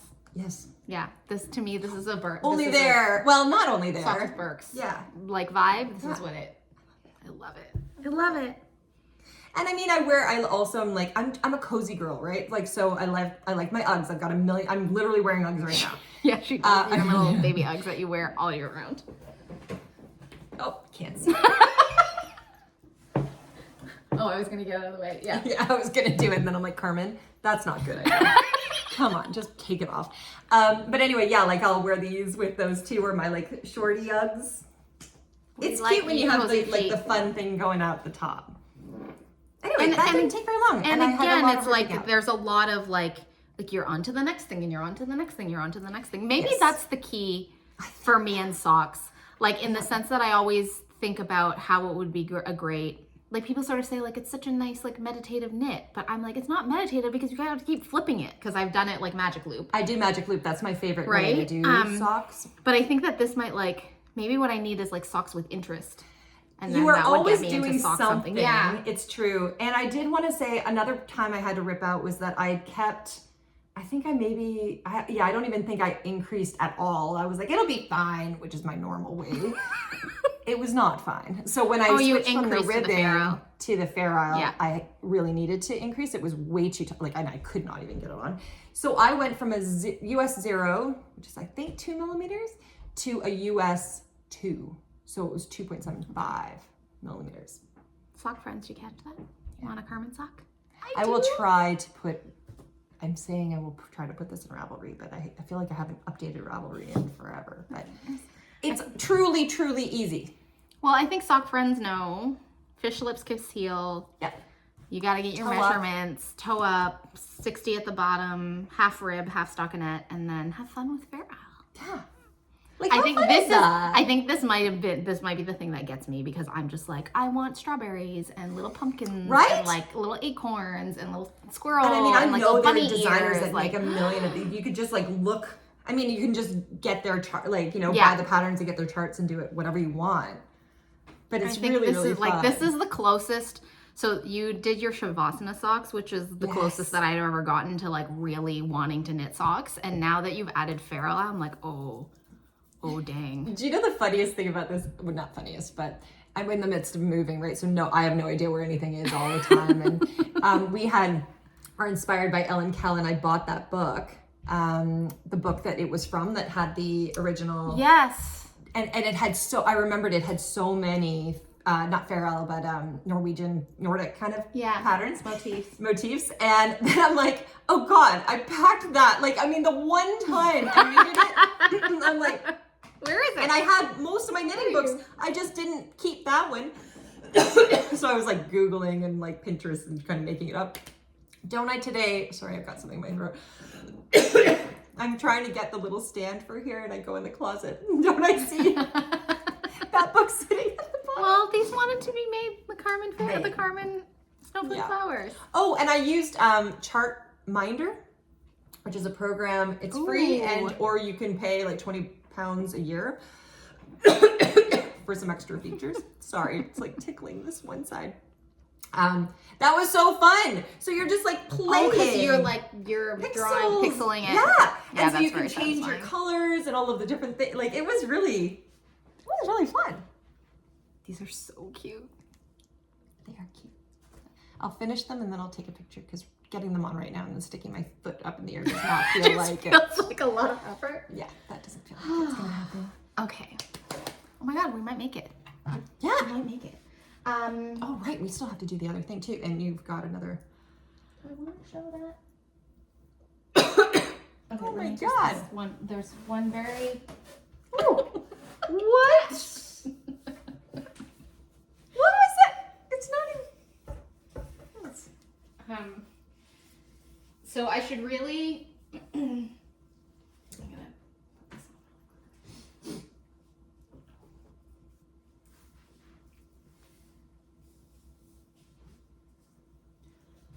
So this is, this is one of those Classic. things that I feel like as a podcaster, you're like, Jackie, it's another basic sweater. And it is another basic sweater. Can't have enough. However, this is the sweater that got me on Yak. So this is the Colette sweater, which I've knit, I don't know, this is my third one maybe. The Colette sweater, which I modified into having long sleeves. So it's actually the Colette tee, but I turned into a sweater. Has my favorite sort of construction here. So beautiful. But the reason that I wanted to bring this today is to talk about the yarn. So this is Todd DK by the Lamented. Oh my gosh! Which is their 65% yak, 35% cashmere yarn, which I first encountered when Caitlin Wedekin made her Nanilchik Swancho. And it just like looked so beautiful and wonderful and drapey. And then I had the opportunity to actually feel the Swancho, not on Caitlin, but on Kim, at from the Knitting Posse at Rhinebeck 2 years ago. And was like, okay, I've touched it. It really is incredible. I need to buy it. I got it on one of the hype sales. is correct. The hype is real. But what's interesting is that like this, it was okay to knit with. I was knitting with it and I was like, was I just like, because even feeling you felt it also, I felt it, right? Yes, and I also remember feeling it in the skein. Yes. And being like, but what happens to this fabric once you block it? It is, I'm like worth the splurge. And the thing so I cast this off, I think probably in like January, February. So I was like, I'm bringing it today because I do have to show it on the podcast so that I can get off my to-do list of things to do. And I just want to talk about like, I think there's this conception, and I think it would be fair on the basis of staple length and microns, that that something that is like a fine wool, so like cashmere yak, is gonna pill. oh, right. I have worn this Wow. like Yes. so much over Wow. the past 6 months. This has never been depilled. Wow. It has worn so well. Yeah. Like, I'm shocked. So if you're thinking about this yarn base and you, like me, buy it, and they have it does go on sale like every so often. So I got it on sale. But like on sale plus duties, this is a splurgy sweater these days. It's a little different, but I got it, and admittedly I got on the needles and I was like, I don't get it. Yeah. Like, it's nice, but I don't get it. And I'm like this better, but like, if that's you, get it on sale, recognize that it'll feel okay on your needles, but not amazing, and then block that baby, and you will be so happy that you did. I mean, I will say that I think that it's, I probably wouldn't use it for anything that has texture. Like, I think stockinette, classic sweater is the right, like, use of it. I would say that it doesn't rip out very well. Because it grabs so much. It's like sticky. It's kind of like sticky and grabby because I had to adjust the neckline. And in trying to like adjust it, I was like, oh, and even though it's a spun yarn, it was like breaking as I was like ripping it out. Again, like never worked with yak or cashmere before. It's just like different. Like it's a wool. It's still wool, right? Yeah. Wool, but different from the wools that we normally use. But friends, it's so good. It's so good. And I feel like the fact that it wears well is a good thing to know. Particularly if you're like investing, right? Yeah. Like, I mean, I think that kind of price point is definitely a, like for us anyway. Yeah, like it's splurgy. Not, but like that would be a splurge. So I would want to know that it is going to last. Yeah. And look good. So 6 skeins for this, because the skeins are like 50 gram skeins. Oh, okay. So 300 grams for this. Right.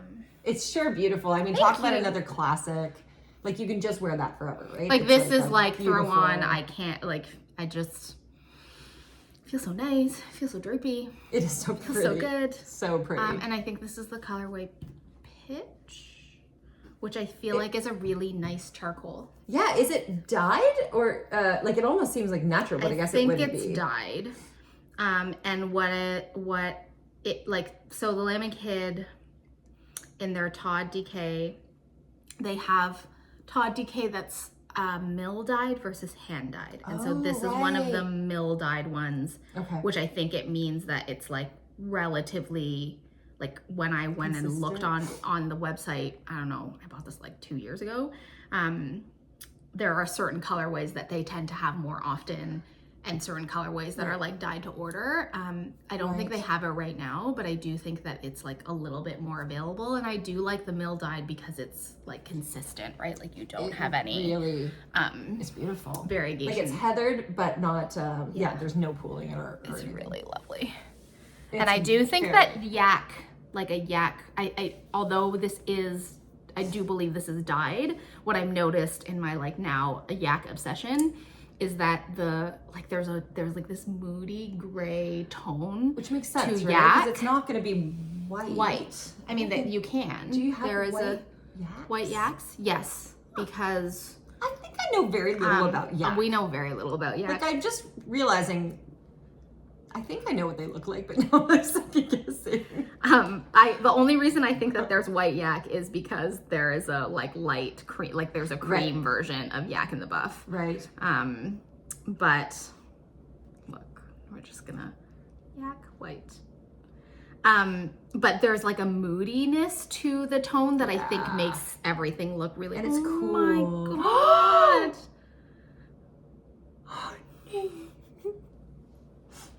Look how cute you are. Did you see the other one too? I know the other one. I'm like, are you real? Are you even a yak? Tibetan white yak? This cannot be real. Is this AI, friends? Look at this cute little yak. Oh my God. What is going on? I want to just hug. I want to hug it. I just want to like grab it around its neck and hug it. White yaks are extremely rare, with less than 3% of the population believed to be white, most of them living in the Tianzhu region of Tibet. So I've got questions, Millie. I've got questions.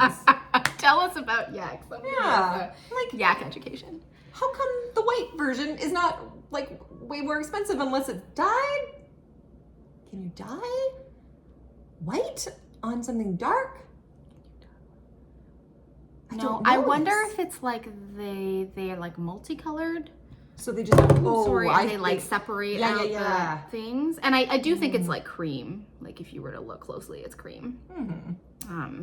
The first thing that comes up on Google when you Google yak white is the rare white yak. So I do think it's more commonly, I feel like it's like a brown gray that I think just creates a really, really nice That's what I think of when you with think yak, and anything that's had yak in it seems to have more of that like undertone of dark. Yeah, it's stunning. Makes me so happy. Beautiful. Okay. 222. 222. All right. Oh, can I show one more whip? No. Okay. Of course. This has been my dopamine knit. Jackie, and your. This has been my dopamine. This is your color. This is my color of the summer. Oh, I know what this is. Do you know what this is? Maybe I don't. I want to show it because it's still available, and I feel like maybe I don't. People need to see this. Okay, so. It's so beautiful. This is my version of the Elton Pullover by Joji Locatelli. in her pattern, it's a stripe pattern. In her pattern, she does 4 row by 4 row stripes. And after the, stripe conversation from the last episode and me just thinking about stripes, I was like, I wonder how it would look like with micro stripes. So I modified it so that it's, rather than 4 rows of one color or 4 rows of another color, I'm doing 4 rows of this like delightful yellow, and then 2 rows of my favorite colors. One of my favorite colors from Santa's Garden, which is the 1015. Oh yeah. It's putty, and it's this like really nice gray taupe, and this is in their 100% alpaca lace weight. So I'm holding that double with the 1 strand of fingering. So this color, this is the happiest, most citrusy, wonderful yellow ever. Yes. I'm gonna see if the camera can pick up. Like, it is, what do we call this, tonal? Yeah. Okay, so it's like a tonal yellow Variegated, that's kind of variegated mix that has like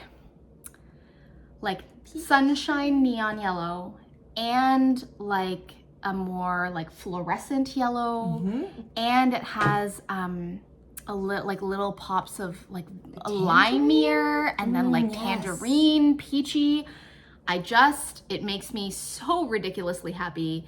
The colorway is Pucker, and it is by our favorite Meghan from Bramble Ridge. This is her high twist merino, superwash merino. And this is another superwash that I feel like feels really nice. It's really nice to knit with. And after I had done, the like yak, I wanted something that had a little spring in it. Like I wanted to knit something springy. And so this is, well, when I saw this color, I was just like dopamine, and and cast it on. This is happiness too, in the midst of stress, right? Exactly. Like it's like, you want to pull that out and be like, oh yeah. Yeah, and little stripes give you signs of It has progress. so much dimension, right? So much dimension. And I think, oh, Meghan, I'm not going to get this right. Like, she talked about this being something that she dyed in like multiple layers. And so I don't know if the camera is going to pick up like actually how many layers of yellow is in this. It is actually shocking in person looking at this. Like, once you started saying, there's so many colors here. Like in the skein, you can kind of appreciate like how many fun yellows are in it. Yes. And so she has almost whole mint or something in there. Yeah, she has she has a 6 color collection of these like neons. It's the neon collection. And I just like, if you want some summer joy, like, and you are like me, I like a tonal more than a variegated, but you want the joy of variegation, but it's still like tonal. Yeah. Pucker. It's so beautiful. It makes me so happy. It also so makes great. me feel like, I'm like, is gray and yellow a color combination? Because I feel like I want it always. Gray and yellow for Gray sure. And yellow is like my favorite right now. Wasn't there like a whole thing with that like grello? Like But I feel like grello is like yellow and amber, or yellow and black. I guess gray and black. I don't know. Maybe I'm just like late to the game. Grello? I thought that was what they called it, grello. I don't know. That was a while ago. But anyway. The love Vienna Do I think that those things look great together? I sure do. Great.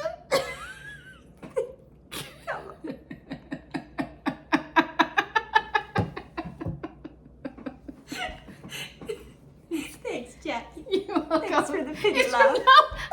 It didn't click. You said it, and I was like, and then Don't you worry. say the 4 extra I beats did, and until I was got ready to make sure that you understood this joke, which is the sign of a good joke, right? When you have to actually explain it to someone, like, and hammer it home. Get it? Get it? Great. I didn't realize grello was a color. It's when a you color. said grello, I was thinking the colorway from La Bien Aimée, but no, grello is a color. I think As it's a a color solid. as a solid, but I thought that was the idea of gray and yellow. Yes. I don't know Anyway, what it I'm was talking news about. to me. Oh. It was news to me. See? Oh, it's a color like that. Okay, grello is a term often used in design and fashion that refers to the combination or a color that is a mix of yellow and there we gray. go. Okay. I thought there was something like that, but then, yeah, anyway. But there's also Grello, I think it's a La Bien-Aimée colorway. Or something was grays and yellows like put together. See? Oh yeah. It's like maybe that's what I'm thinking. Mustardy. Yeah. At least La Bien-Aimée, it's like mustardy, which is also like beautiful in its own right. But like neon yellow and like a dark gray right now is I'm just like living for it. Oh yeah. But that's really pretty. I can see completely why. It gives me so much joy. Like this is my stress relief knit, which is like, oh my god. Good. So fun. And I want to cast on a million things, but on the topic of summer, I feel like I must finish this before anything else, because I feel like once October rolls around, it won't bring me nearly as much joy as it's bringing me right now. No.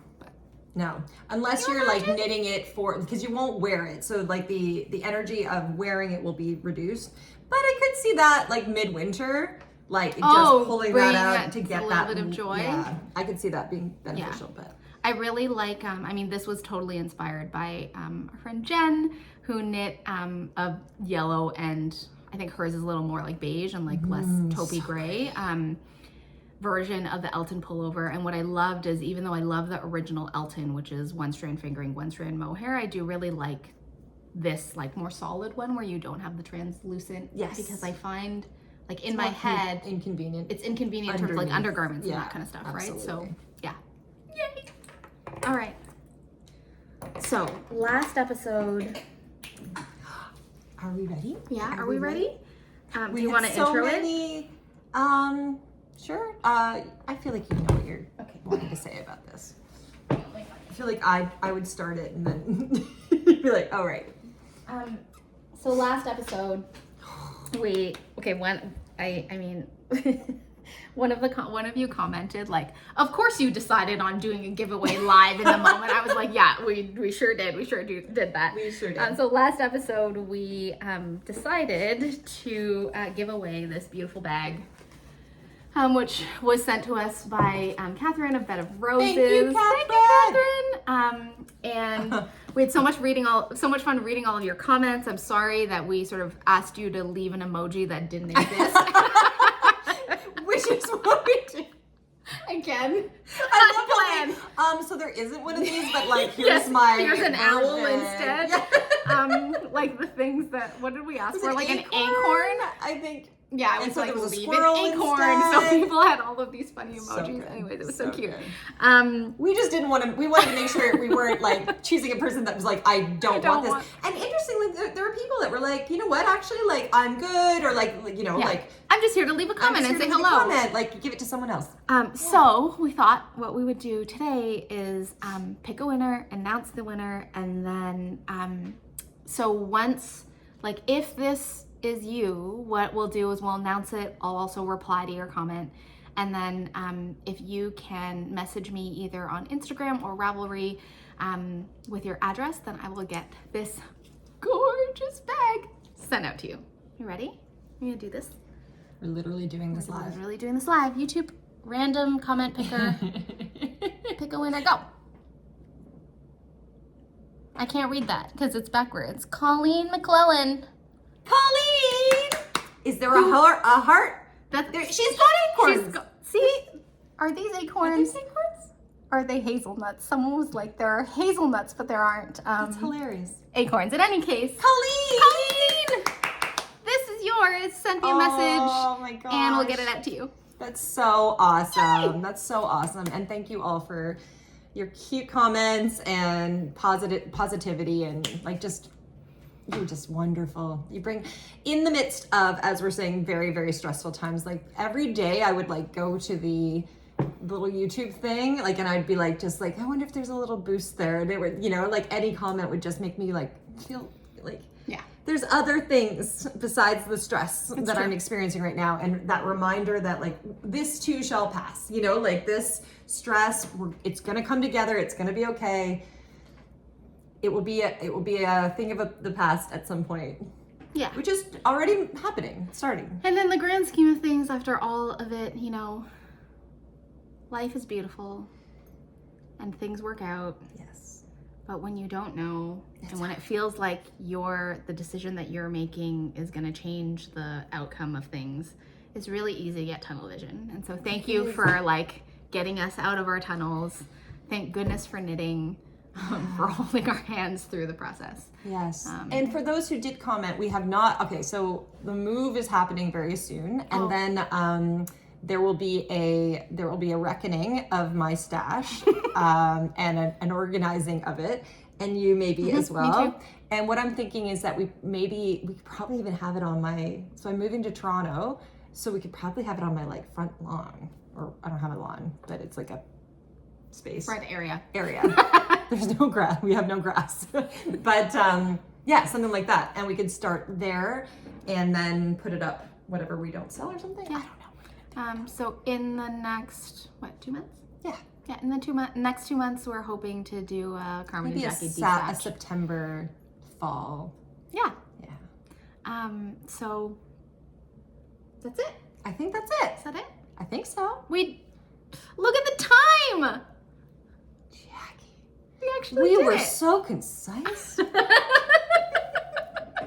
Look at us with our like efficiency. Look at this short podcast episode, which we're gonna extend now. Yeah. By chatting. No, we're not. We have had that happen. We've had it happen where it'd be another 20 minutes because I send us off into something, but I will not do it today.